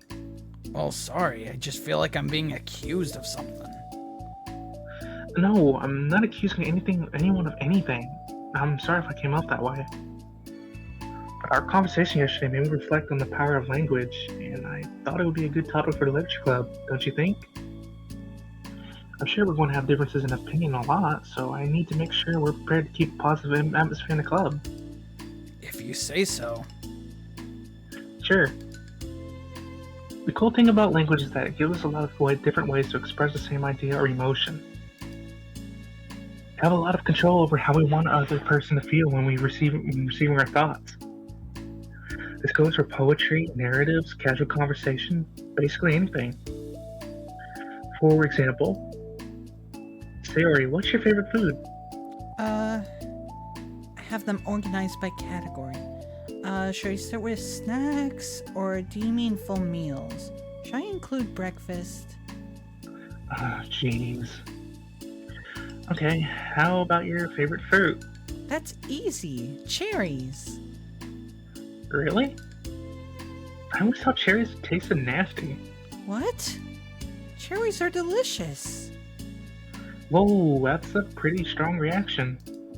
Well, I just don't understand how someone could think cherries are nasty. How does it make you feel? I don't know. Sad?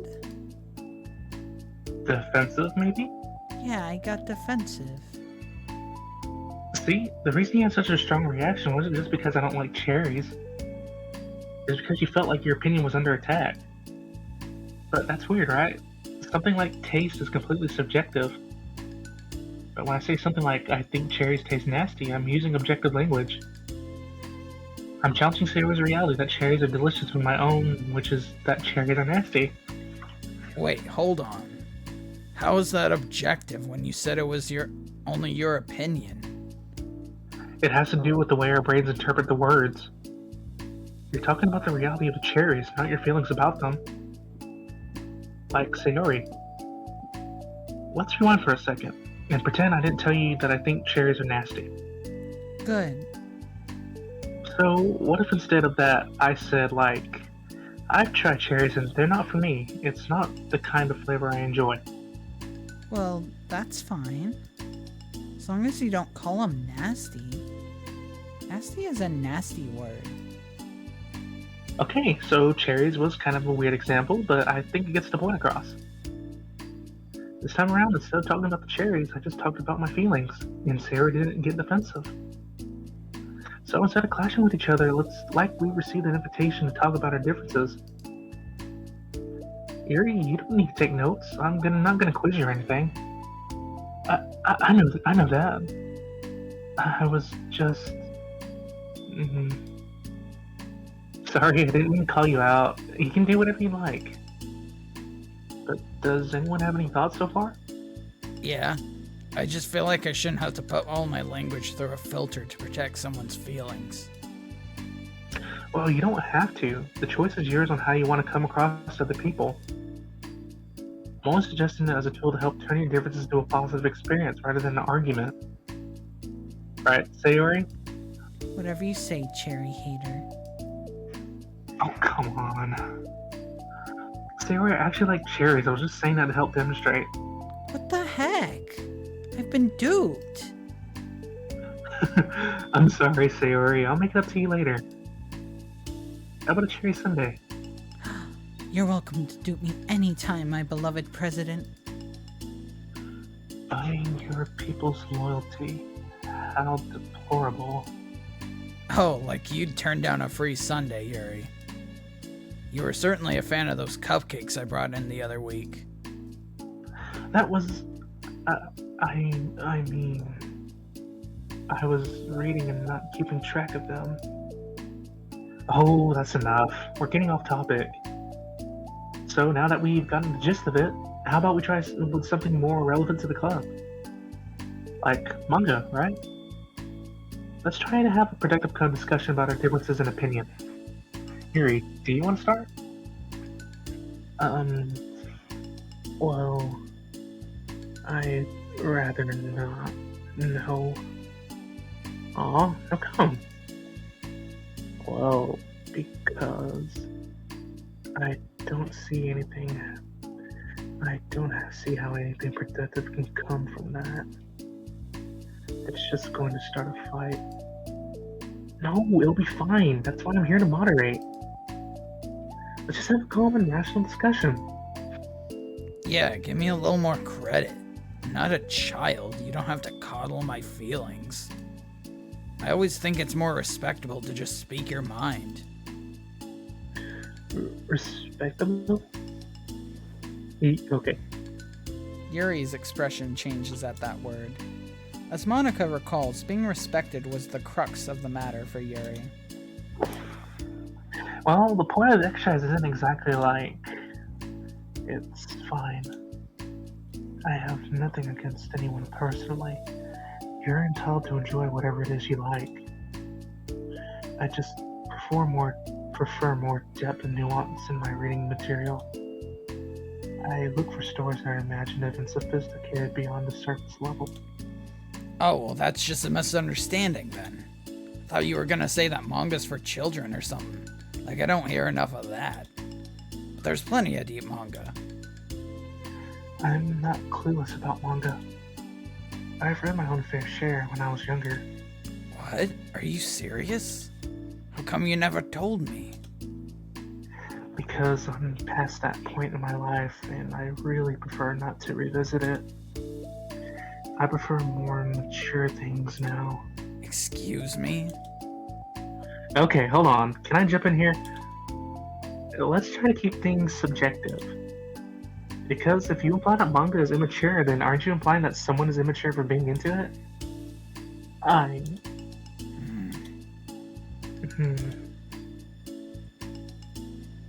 Well, maybe it's immature to judge people for having different tastes than you. Natsuki. Nobody's immature. I've read Natsuki's manga and Yuri's fantasy, and I love them both in their own way. Okay. It's great that you like it, but I still find it boring. Boring isn't subjective. Okay, it bores me. That's subjective. But, I mean, the thing about... This is ridiculous. Do you see why I didn't want to participate in this?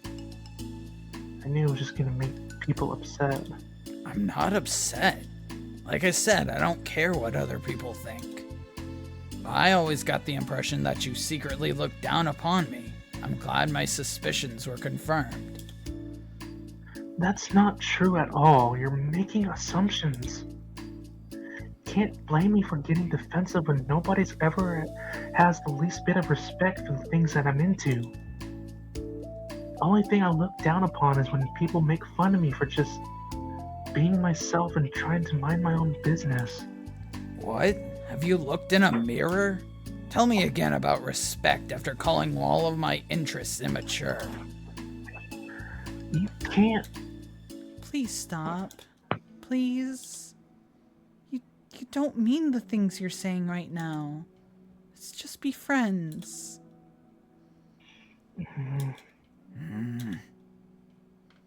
I didn't mean for this to happen. Well, it did.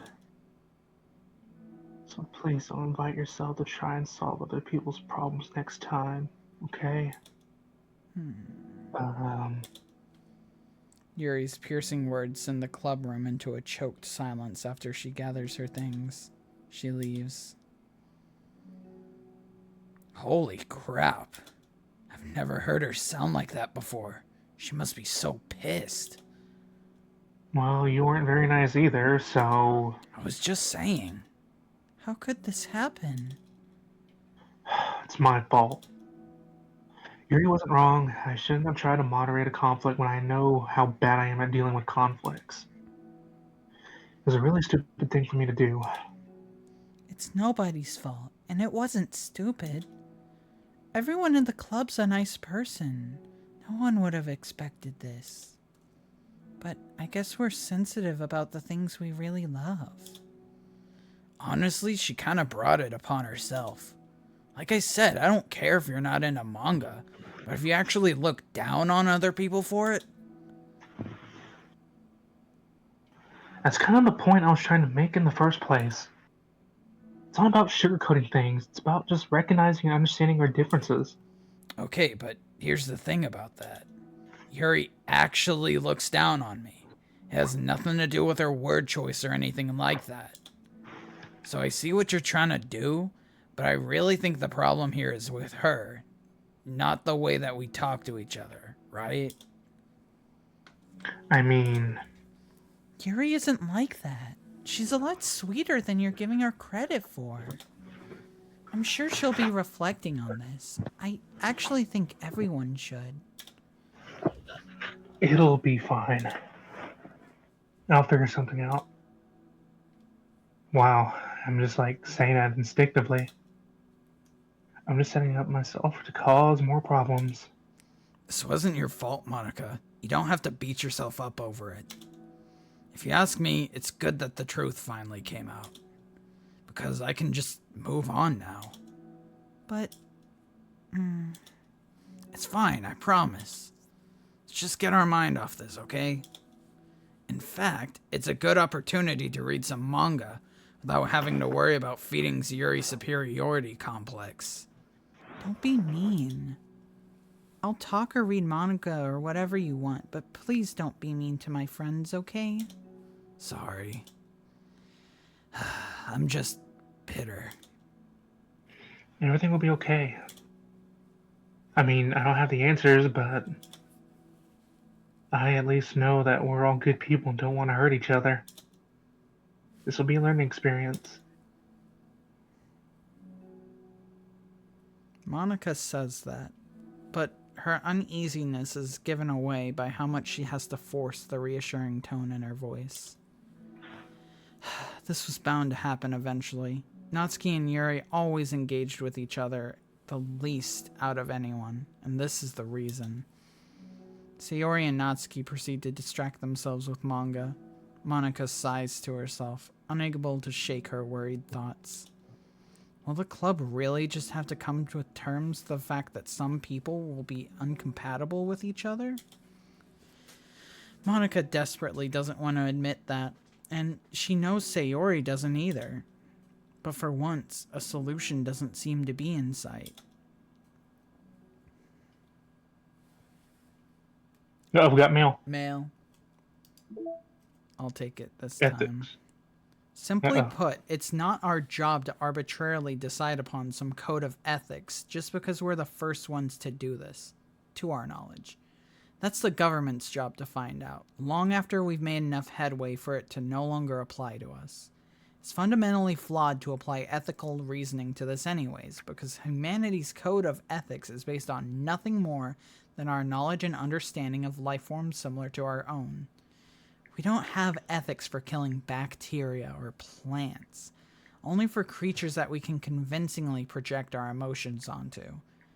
The humans in our VMs operate completely differently from us on a fundamental level, and therefore should not be taken any more seriously than a machine that's programmed to print "I feel sad." We're engineers, not philosophers. Well done. Huh. That's, only mildly concerning. A new day arrives. Sayori arrives at the club room earlier than usual. That is, not late. As she enters, it appears to be empty still. So she sits down at a desk and pulls out a sheet of paper, primed to jot down her thoughts. Sayori has made a habit of scribbling her thoughts and feelings onto paper whenever possible, as it tends to serve her as her best inspiration for poetry. My heart feels vacant because a ship sailed away. Yo. Yeah. Natsuki. Natsuki pokes her head out from behind the closet door. Sorry, didn't mean to scare you. But it would have been a lot more awkward if I didn't say anything. I doubt you want me listening in on your poetry thing. Yeah. Thanks for realizing that. Should I let you finish that up then? Oh, no, it wasn't. I mean, just do whatever it's convenient. You're not interrupting. Where's Monica, by the way? Oh, she's out in the hallway. Huh? Why? Well, just in case she runs into Yuri. Sometimes Yuri is too nervous to come into the classroom herself, so... Oh. Jeez, does Yuri really let things bother her for that long? She can't control her feelings. For some people, it's really hard to cope when you get a bad thought in your head. Maybe you can distract yourself for a little while, but as soon as it's just you and your thoughts again, it comes back up. I just want us to have a normal club meeting. It's a lot easier to pretend it never happened if we just ignore it and move on. I don't want to be bothered by this. It's so stupid, and her opinion doesn't matter to me anyway. Besides, it makes me feel really guilty, and I hate that too. It's okay to have feelings. It doesn't make you weak. Let's figure this out together. Fine. Only because you're good at this stuff. Let's try to come up with a happy scene. Maybe one that'll help us understand where your bad feelings are coming from. Well, I was happy the way things were before we had to have that conversation yesterday. What part of the conversation made you upset? Was it Yuri being mean about the manga? Maybe. I doubt it, though. It's because my friends and other people make fun of manga all the time. I just brush it off and ignore them. But something about it really got to me that time. I hate that I'm letting that happen. Is it because it came from Yuri? No, why would that matter? I mean, well, maybe. I hate that she thinks she's so much better than me, just because she likes to pretend to be all sophisticated. Yeah, that's what it is. At least other people decide that they don't like me, or manga or whatever. But Yuri acts like she's too good to even give it a chance. I'm sorry. Everyone deserves a chance. Yeah, exactly. Would you give Yuri's book a chance? After this, obviously not. What about before this? Well, I would until I got bored, which wouldn't take very long. But if you actually keep an open mind, then it's not hard to realize that a story can be deep and meaningful without being needlessly complicated. I see. But, you know, I like Yuri's books. Yeah, but you like manga more, right? Sayori shakes her head. I like them both. I like them in different ways, but I like them both. I mean, the manga, it's really honest and fun and easy to just let go with. But the fantasy has a lot more to interpret and uncover. And it's really rewarding to have some good quiet time together with it. But the most important thing is that both the manga and the fantasy are true to themselves. So I love them both. And I think there's still room for the both of them to be in the same club together. And I just feel like maybe they would have more in common than you think. How do you get along with everyone so well? I I always get into fights with people. Like, first it was with Monica when I was new to the club. Then it was with you, and now it's Yuri. I'm always like, oh, that person is being such a jerk, and if they realized it, then we could at least get along. But no one else has this problem. Just keep running away from the reality that everyone's just a jerk to me because nobody likes me. I don't know why, and I don't know what to do about it. I don't know what's wrong with me. I hate it. Natsuki? Sayori puts a comforting hand on Natsuki's shoulder. You're a wonderful person, and you deserve to be loved as much as everyone else. Everyone has different ways they like to communicate, you know? And sometimes that makes it harder for us to understand each other. I think that sometimes we get lucky, and we make friends who are really good at the same kinds of communication. And it feels like you magically connect with them. But other times, even if both people are really nice, it's easy for them to misunderstand each other or to get the communication wrong.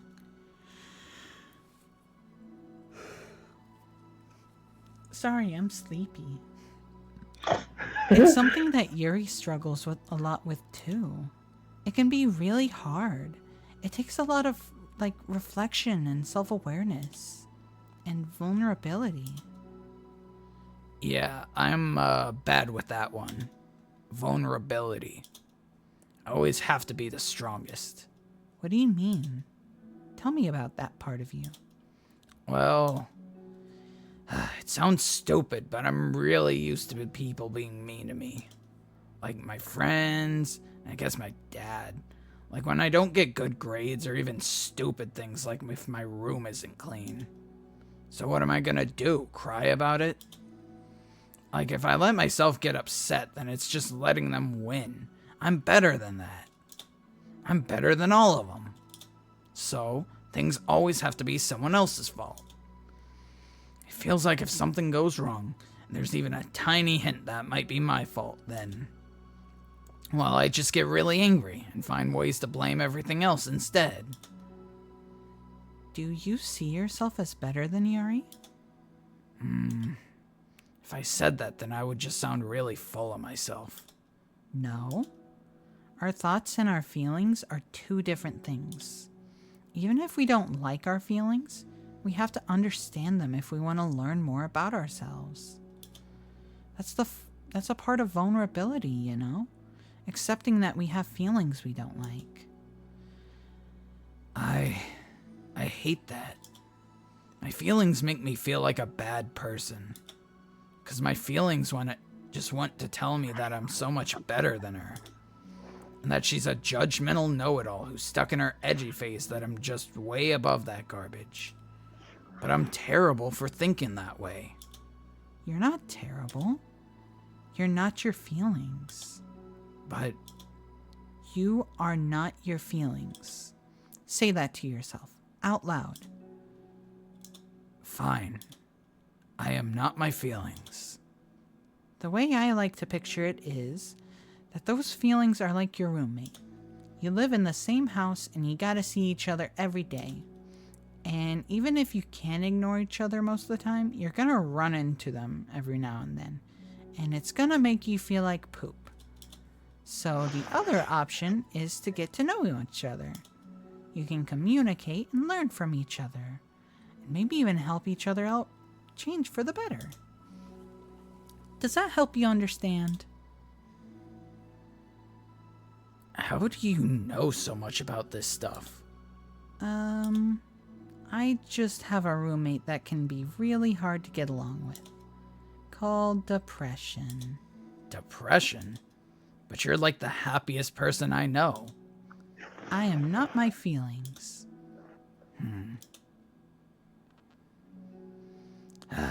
I want to be a good person like you. Aw, you little sweetheart. We're all good people. You and Yuri and Monica. And I think Yuri will eventually learn that about you. Natsuki remains silent, feeling a little overwhelmed. Despite Sayori's kind reassurance, a complicated mixture of pain and sadness seems to fill her, as though flowing from a wound inside her. Was it a result of her vulnerability? No. It wasn't as though she was inflicted a wound after becoming vulnerable. It was as though she began to rediscover an old wound, one that simply cannot be bandaged and left alone any longer.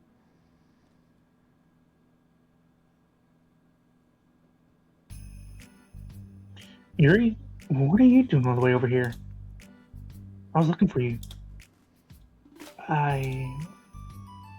Please don't yell at me. Oh, I'm not going to yell at you. I just wanted to say that I'm sorry about what happened yesterday.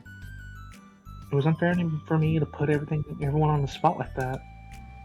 Next time I won't just try to jump in and solve everyone's problems. I guess it's a bad habit of mine. You're not mad at me? I thought you were the one mad at me. I was so awful yesterday. Yuri curls up, recalling the details of the argument. Hey, that's my line. I love when I let your voice take a break after that. Fair enough, thank you. I can't even have a normal conversation without saying something wrong and making everyone upset. Hold on, that's not what happened at all. Let's talk about this, okay? Yuri pauses for a second, then manages a nod. Monica takes a seat next to her on the staircase. I'm having a lot of negative thought patterns and I can't get away from them. What kinds of negative thought patterns? Like everyone hates me. Especially Natsuki.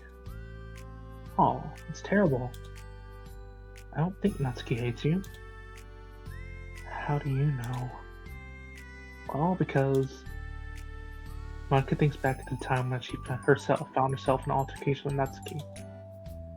Now, a display of maturity from Monica was enough for Natsuki to reevaluate her own feelings as well. I think Natsuki is just naturally defensive. I think she acts mean when she feels the need to protect herself. But she's not really a bad person. In fact, I think she can be really thoughtful and considerate. I guess the way it works is that she wants to receive some degree of kindness first before she feels comfortable returning it. Oh. But that means the burden is on me. I don't know how to say things to make people like me. Every time I open my mouth, Yuri shakes her head at herself and tugs on her hair. It's okay, Yuri. You don't need to beat yourself up. I think anyone would like you if they had a chance to get to know you. Well, unfortunately, the opposite is true. That's why I'm not talkative anymore in the first place. Because everyone used to think I was weird and talked about me behind my back. That's just what happens when I draw attention to myself. Natsuki even said that she found it more respectable when people speak their mind. So I did, and she hated me anyway. That was enough to confirm my fears. But Sayori and I like you, and we've gotten to know you a lot by now, right? Yuri doesn't have a response. Hey, what do you think of Natsuki? I don't think about her. That's not what I meant. I mean, really. I was just wondering if you had an opinion of her. I do. What is it? Natsuki seems to bring out the worst in me, and I feel really ashamed of it. I like to think of myself as a fairly sophisticated person. So, for someone to just treat me like I'm inferior despite my tastes, that's just the worst kind of insult coming from someone like her. And it makes me think bad things about her. But everyone else seems to like her, so the only explanation is that it's me who's doing something wrong again. And my feelings about her are wrong. And I'm wrong to get upset over something so childish and inconsequential. No, Yuri. Feelings are never wrong. Well, they're not right. That's the thing. Feelings are never right or wrong, you know? They're just a state of being they don't always have control over. That we don't have control over. But that doesn't mean they have to control us. I feel like that's something I learned around when I first started the club. We can hate ourselves for feeling a certain way about things.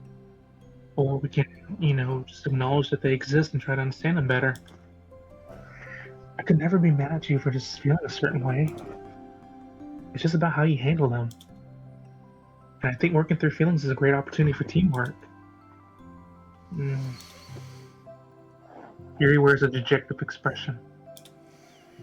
You make it sound so easy. You're so mature. And so good with people. And I feel like such a child in comparison. Oh, Yuri. I'm far from perfect. But these are learned skills. They didn't come naturally to me either. It's really hard to, reflect on yourself and separate your feelings from your thoughts. I just wanted to be a good person. Well, I think it takes a good person to get this far. That's not good enough. I want to be able to communicate it to her. Communicate what? How I feel.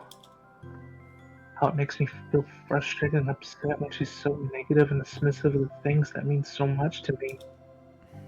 And how it reminds me of me. Because I know what it's like to feel misunderstood, angry at everyone. I know that telling yourself you're better than everyone else is just a defensive mechanism. We're just people. We're fragile and unstable. But I'm just tired of that getting in the way. I can't stand it when the peace is disturbed like this. Yeah, you can't focus on your reading when the peace is disturbed, right? Because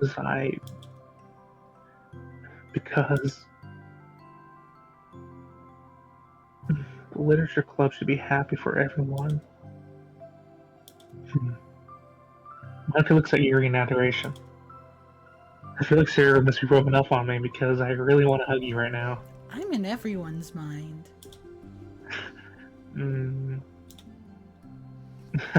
Sorry, I didn't mean to make you uncomfortable. No, I mean, well, if you wanted to, then I wouldn't really mind, so... Monica pulls Yuri into a short embrace. You're so gentle. And I love you when you communicate when you feel your feelings. I feel lucky to get to see that side of you. And I'm sure Natsuki will too. I'm going to write her a letter. Oh, a letter? What a great idea. It's because I'm not good at talking, especially under pressure. I always let my feelings get the best of me, and I forget to say all the important things, and I say things I don't mean. Well, I think a letter would be wonderful. Such a nice way to communicate. Yuri's face hardens with determination. Determination! Determination! People don't naturally gravitate towards me like they do for you and Sayori.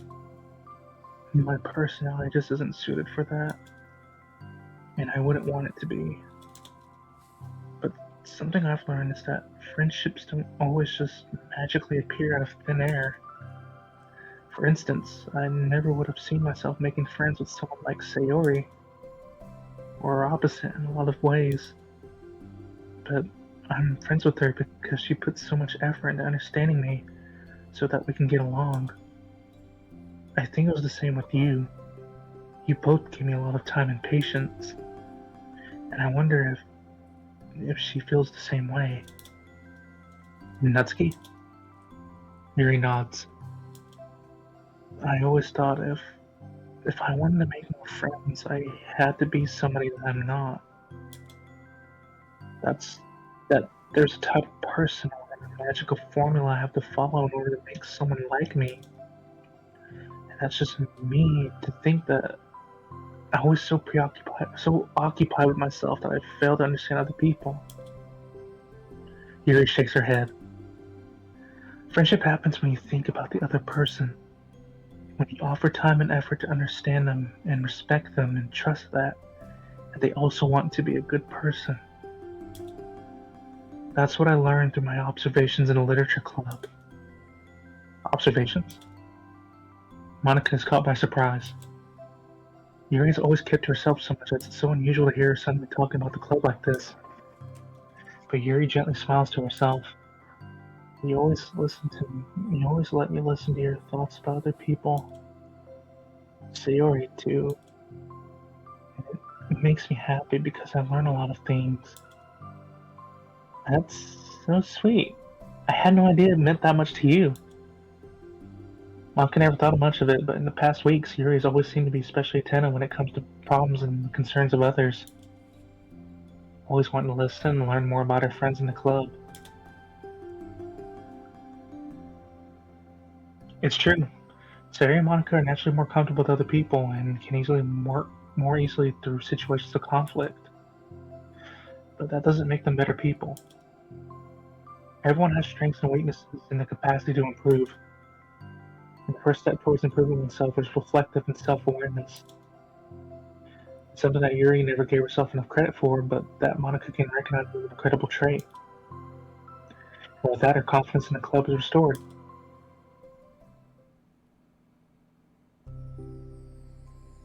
A girl with long, pretty hair is wandering the bustling lunchtime in the hallways, her fist pressed to her collarbone. When she finds the literature club president's classroom, she stands at the door, glancing all around her before peering inside. Monica is sitting and chatting with a group of unknown friends. Yeah, as expected, this was a bad idea after all. Suddenly, Monica glances towards the door, making the girl panic and duck out of sight.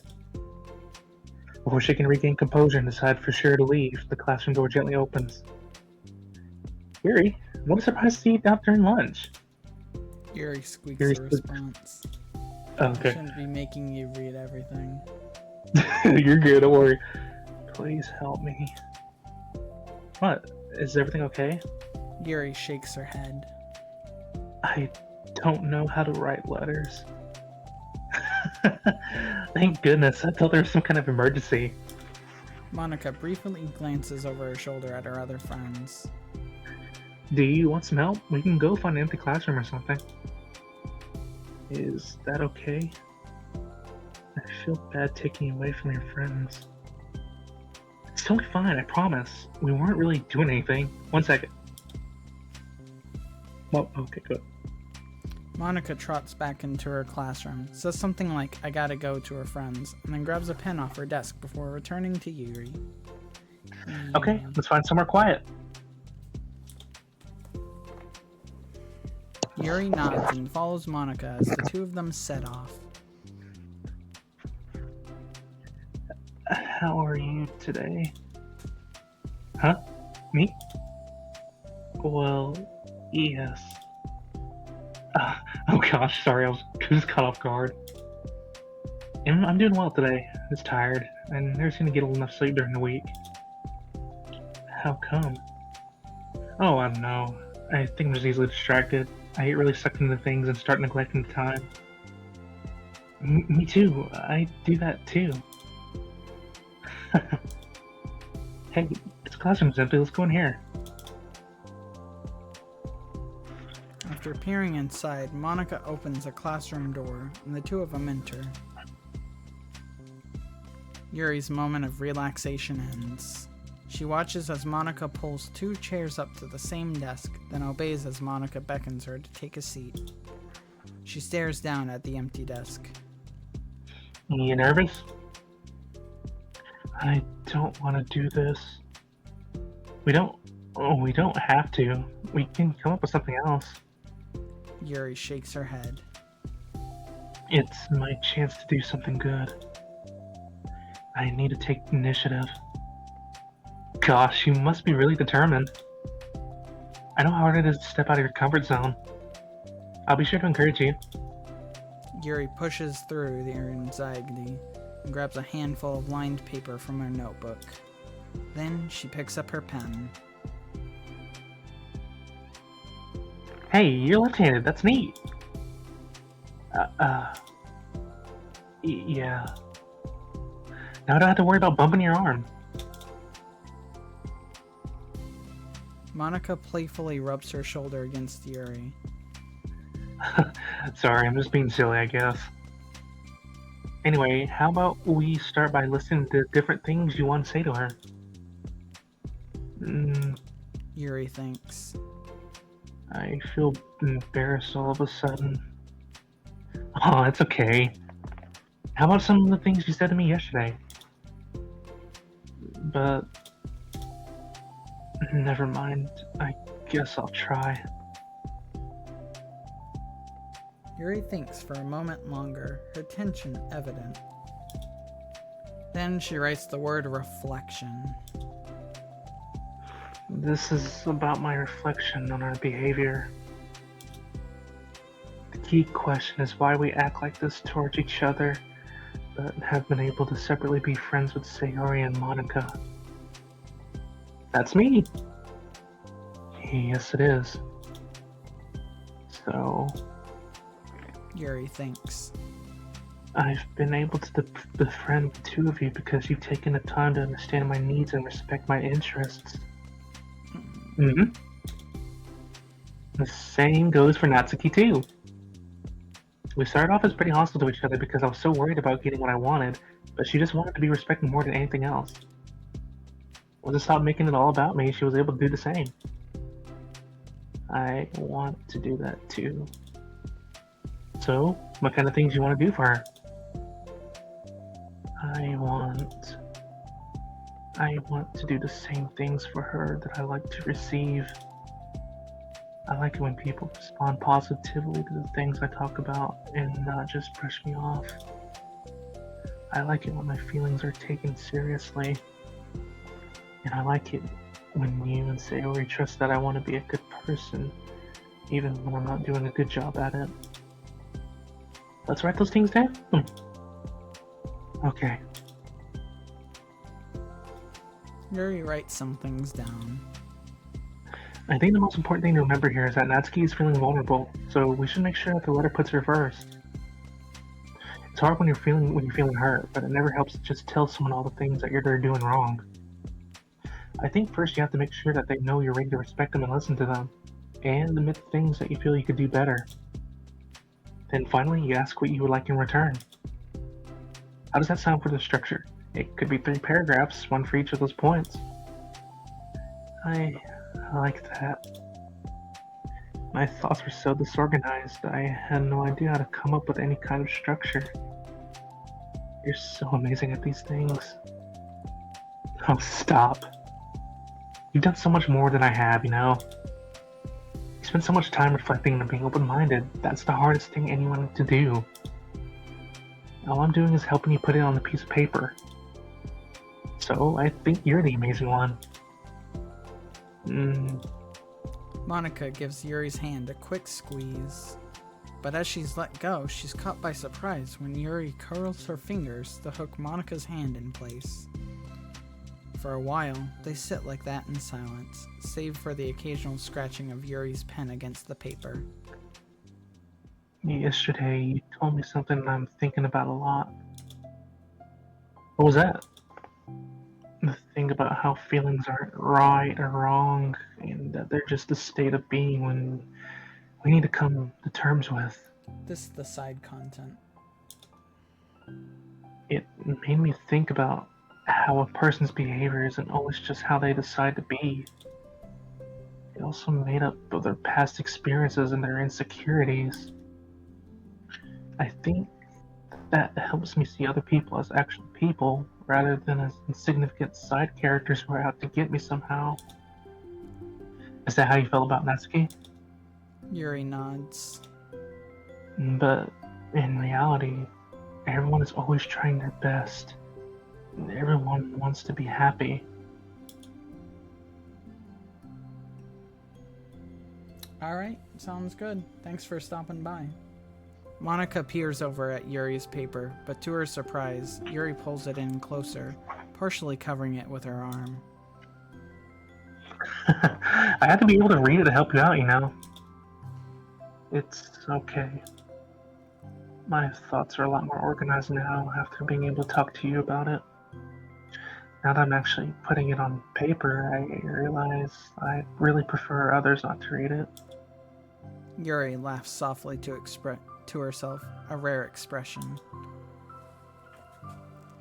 I'm kind of glad to hear that, actually. I still want to keep finding ways to butt into this whole thing. I've done enough damage. It's been so wonderful talking about this. I mean, I always thought you were really smart, but Yuri smiles. I will always be terrible at these things. People are just so incomprehensible to me.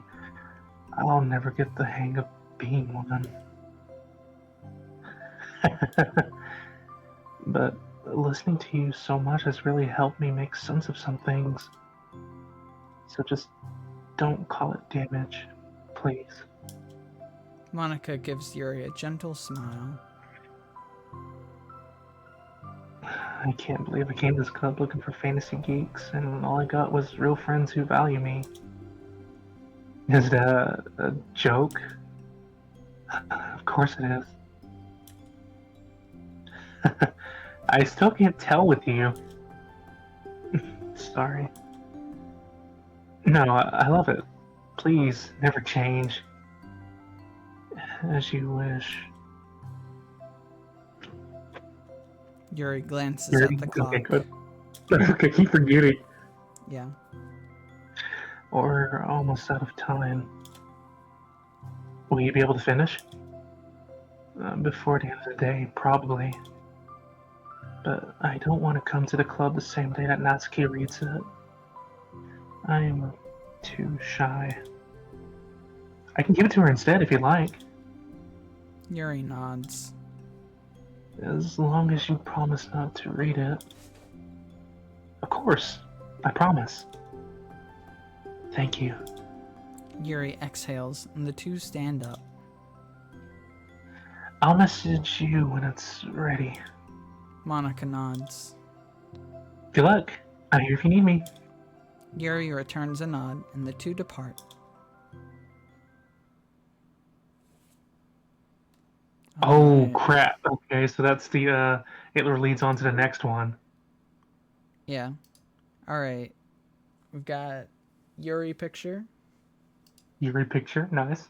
Is that the only one we got? No, we got this one too. I think that's it though. Oh no. Monica. Finished off the side stories.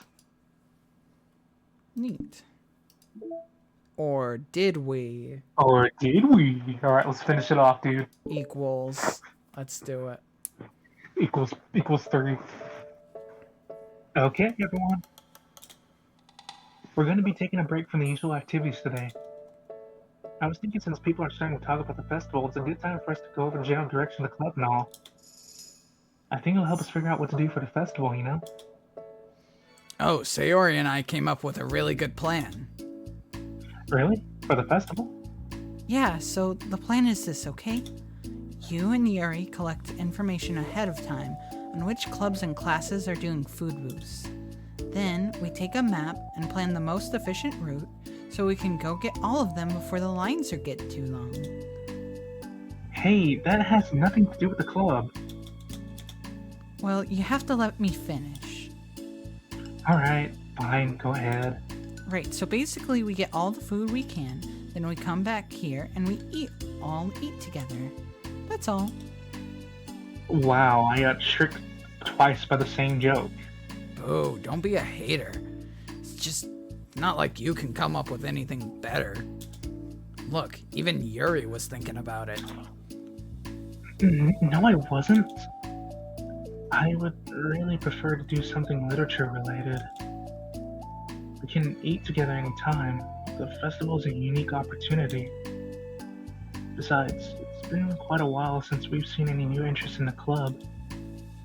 Yeah, I was thinking the same thing. We really get a shot at showing people what the literature club's all about.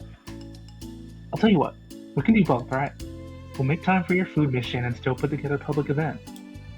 Oh my gosh, yes!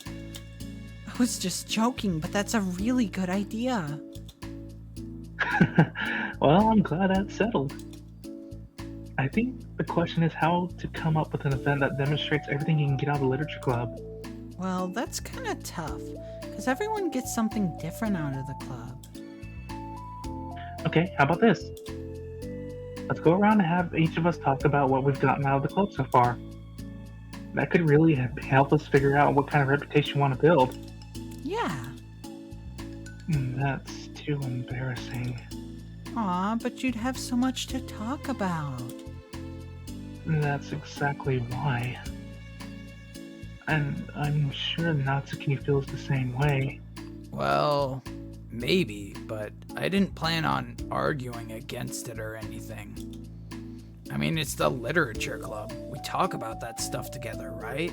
And it's the only way to get more comfortable with it is to suck it up and do it. Oh, you're not wrong. I'm sorry for being resistant. It's not good to say suck it up because it makes it sound like their feelings don't matter. Right, my bad. It's just a habit I need to break. Well, anyway, who's gonna start? I'll start. I was the first to join after all. Wouldn't that be me? No, I want to go first. Fine. You can start. I don't mind. Yay. So, gosh, it feels like it was so long ago. I think I joined because I wanted to have fun sharing poems with people. It seemed like it would be a safe way to express myself, you know. Like, if it's just a poem, then I can share it without feeling like I'm burdening anyone with my problems. And then I thought it'd be a really good way to get to know other people, too. So, yeah, I was really surprised when I walked in and it was just Monica. And she was sleeping. Don't remind me of that. Oh, gosh. Yeah, but it seemed like so much fun to help start a new club. Especially since writing helped me so much. I wanted to help other people too. But it ended up being me who was inspired, because I remember feeling like Monica was just so sweet and mature, and I could just trust her with anything. It made me feel a lot less alone, having someone who knew even the bad things about me. And at that point, I knew the literature club was going to be special for a lot of people. Yeah, I felt the same way. It really helped give the club a more cohesive vision.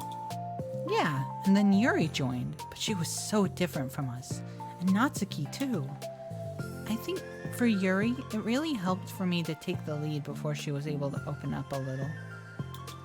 But Natsuki was kind of the opposite, where she wasn't really ready to get close with someone so quickly. I've really never thought about something like that. I really feel like I've gotten better at understanding people's different needs. And that makes me really happy, because my friends are just the most important thing to me. And whatever new members we get, I want to help them in those ways too. I don't know if I would have continued coming to the club if it weren't for you. Really? I know it wasn't too long ago, but it hurts to think about my behavior back then. I was really short-sighted. The only reason I came was to find others who were into fantasy. I suppose that was my idea of making friends with people. And I remember feeling uncomfortable because you and I have such different energy. I had such a specific idea of the kind of person I could be friends with. So when Sayori tried so hard to get to know me, I felt like I was just wasting her time. I think I was naive to assume that similar interests were the key component of friendship. Sayori and I were able to be friends because she always thinks about the needs of other people. That's something I never knew how to do or even thought to do. But I stayed in the club thanks to that, and I started trying as hard as I could to understand people better. He really went above and beyond when it came to that. I was just super impressed. Well, I always hated that I didn't know how to behave like a person is easily liked by others, like the two of you can. And because of that, I spent so much time thinking about my own behavior and all the wrong things I said. But the whole time, I should have been thinking about other people instead, and not myself. Once I started doing that, I was able to make friends with everyone else. Oh, also, I discovered that sometimes I'm a better communicator when I take the time to write rather than speak. It's so strange the way things turned out. It's so different from anything I ever would have expected. But I'm happy. I suppose we don't always know what we really need. Oh my gosh. You're so cute that I'm gonna throw up. Okay, please don't do that, Sayori. Besides, I'm not cute. Hey, isn't that my line? Oh. Well, for me, it's actually true, so. What are you saying? Nothing. I finished my part, so somebody else take their turn. My heart. Sayori, take some deep breaths. Okay, fine, I'll go. Yuri, I can't believe you were complaining about doing this and still went before me. What a show-off. I was just following up on Sayori. It was the easiest way to get it over with. Besides, you left out the most important thing that you got out of this club. I did? Yeah, a regular supply of your favorite cupcakes. Oh no, I forgot about that too. I'm such a traitor to the Cupcake Queen. Neither of you are forgiven. Looks like only Monica will be getting cupcakes next time. Yeah, that's right. Bet you didn't expect that. I'm only Monica. No! I can't eat that many cupcakes. Yeah, true. Only Yuri can. Hey! Well, anyways, I'm just putting off talking. It's kind of hard to talk about this stuff. But I guess what it comes down to is that I'm in a much better place mentally than when I first joined. And that's because everyone helped me realize that I had some really toxic friendships going on outside the club.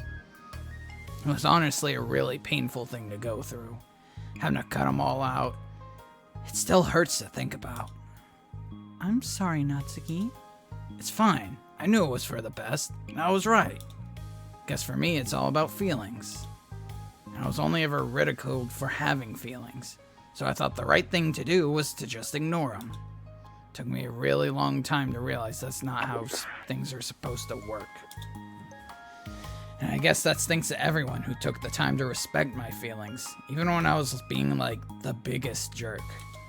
I'm really sorry for being a jerk to everyone. I was really the worst. Natsuki's voice chokes a little. We love you, Natsuki. I just hate that I was like that. Everyone did so much for me and I could never do anything in return. That's not true. Natsuki, you've done a lot more than you think. This club really wouldn't have been the same without you. I mean that. Remember how judgmental I was when you first showed up? It was like I couldn't accept anything other than my own idea of what a literature club was supposed to be. Apparently that was more important to me than the opportunity to bring you some happiness. You really taught me that anything that makes someone happy is worthy of respect. You even inspired me to start playing piano. That's something that means a whole lot to me. So there's no need to put yourself down. Okay. Natsuki wipes her eyes. You helped me a lot too. It's so much fun to have you around. And you helped me become a better person. Having a problem doesn't make you needy or inconvenient. It means there's something that needs to be better for you. And you always deserve that. I agree. Seeing us have some of the same struggles made me a better person as well. I wouldn't want to change anything about our time here. I don't think any of us would. I'm sorry I got all dramatic again. That's all I wanted to say, so Monica can go now. There's no need to apologize. It was something I wanted to talk about anyway, because it made a big difference for me. I'm always such I was always such a strict perfectionist who never took enough time to believe in the best of other people. But everyone kept proving me wrong. I made the mistake multiple times thinking that my way was the best for everyone. Or was thinking that I was needed to solve other people's problems. But I think being a leader means that you have to acknowledge that you're not perfect. And that's the best thing you can do. And the best thing you can do is to help guide people rather than to do everything for them. We're all good people. We're all equals. I think that's the most important thing I've gotten out of the club, realizing what that really means. Sayori, what are you doing? I just thought we should be writing some of these down. Things about the club that are valuable to us. With a piece of chalk in hand, Sayori writes the word trust on the chalkboard. This is because you showed me that I could trust you with everything about me, not just my good side. Suddenly, Yuri takes a piece of chalk as well. She writes understanding. I owe a lot of gratitude to everyone who took the time to understand me, even though it was so difficult for me to express myself. In that case...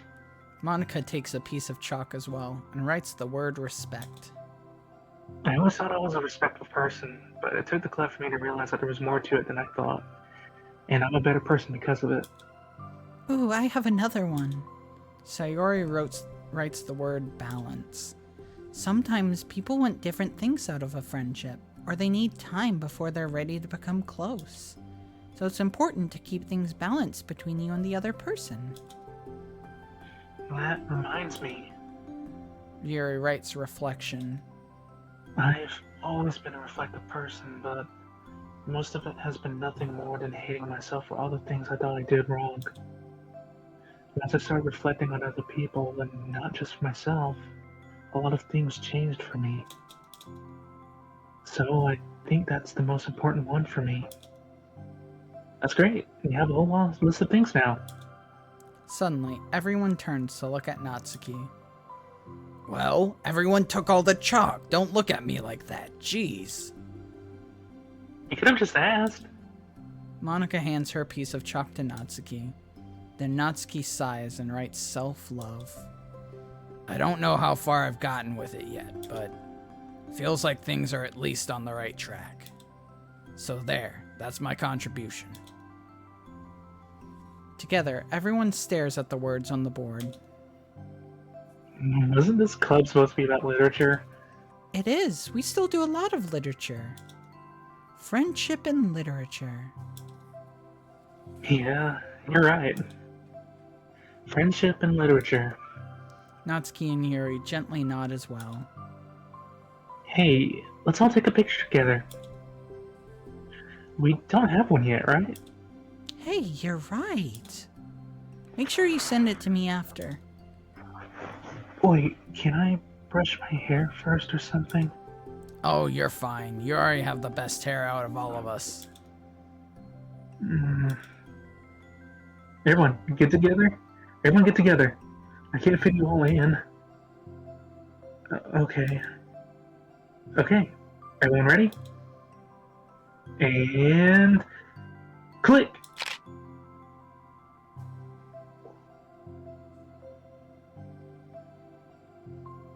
I'm really glad we talked about this stuff. It's easy to forget how far we've come with only 4 members. Yeah. I have so many happy thoughts right now. I'm getting some really good inspiration for a poem. You know, I feel the same way. I kind of want to get some writing done. Me too. I think I would like that as well. Everyone's looking at me again. I'll do it too, but I might not feel like sharing it. That's okay. The 4 members of the literature club disperse and return to their desks. each equipping themselves with a pen. Natsuki and Yuri give each other a quick glance, then start writing immediately. Sayori stretches, then does the same. But Monika is still left tapping her pen against the paper, unsure of where to start.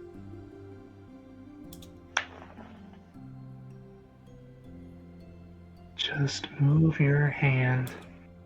Monika mouths to herself. Right the way into your heart. Her mind full of thoughts, memories, and inspiration, Monika navigates past her mental barriers and begins to write. It doesn't matter what, just that it's something new.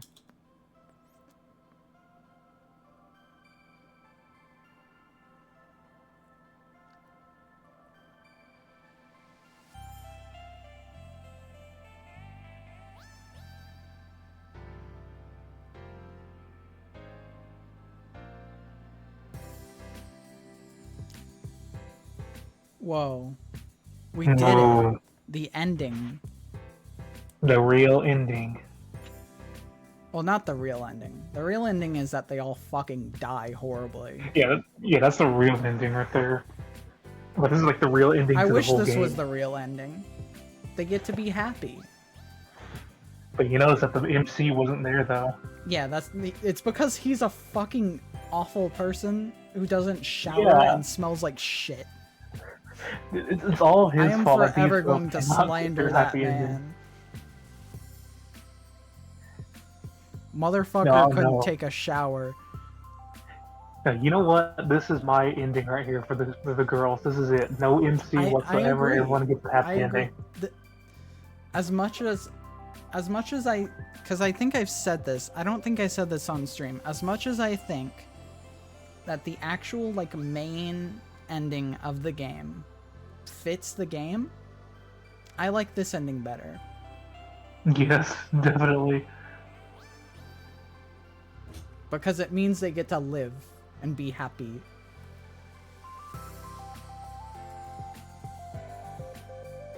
That's really and truthfully what I want out of these characters, is for them to live and be happy.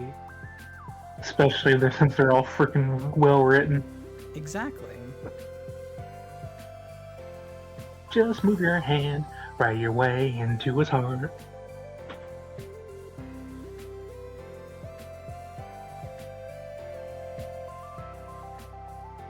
So, when do we share these poems? In we due have time, to? that's the key. In due time. Okay. Damn, Team Savato, good freaking job on this game, guys. There it is, the photo! God damn, I like that photo. I think that's the best one. Finish all the side stories.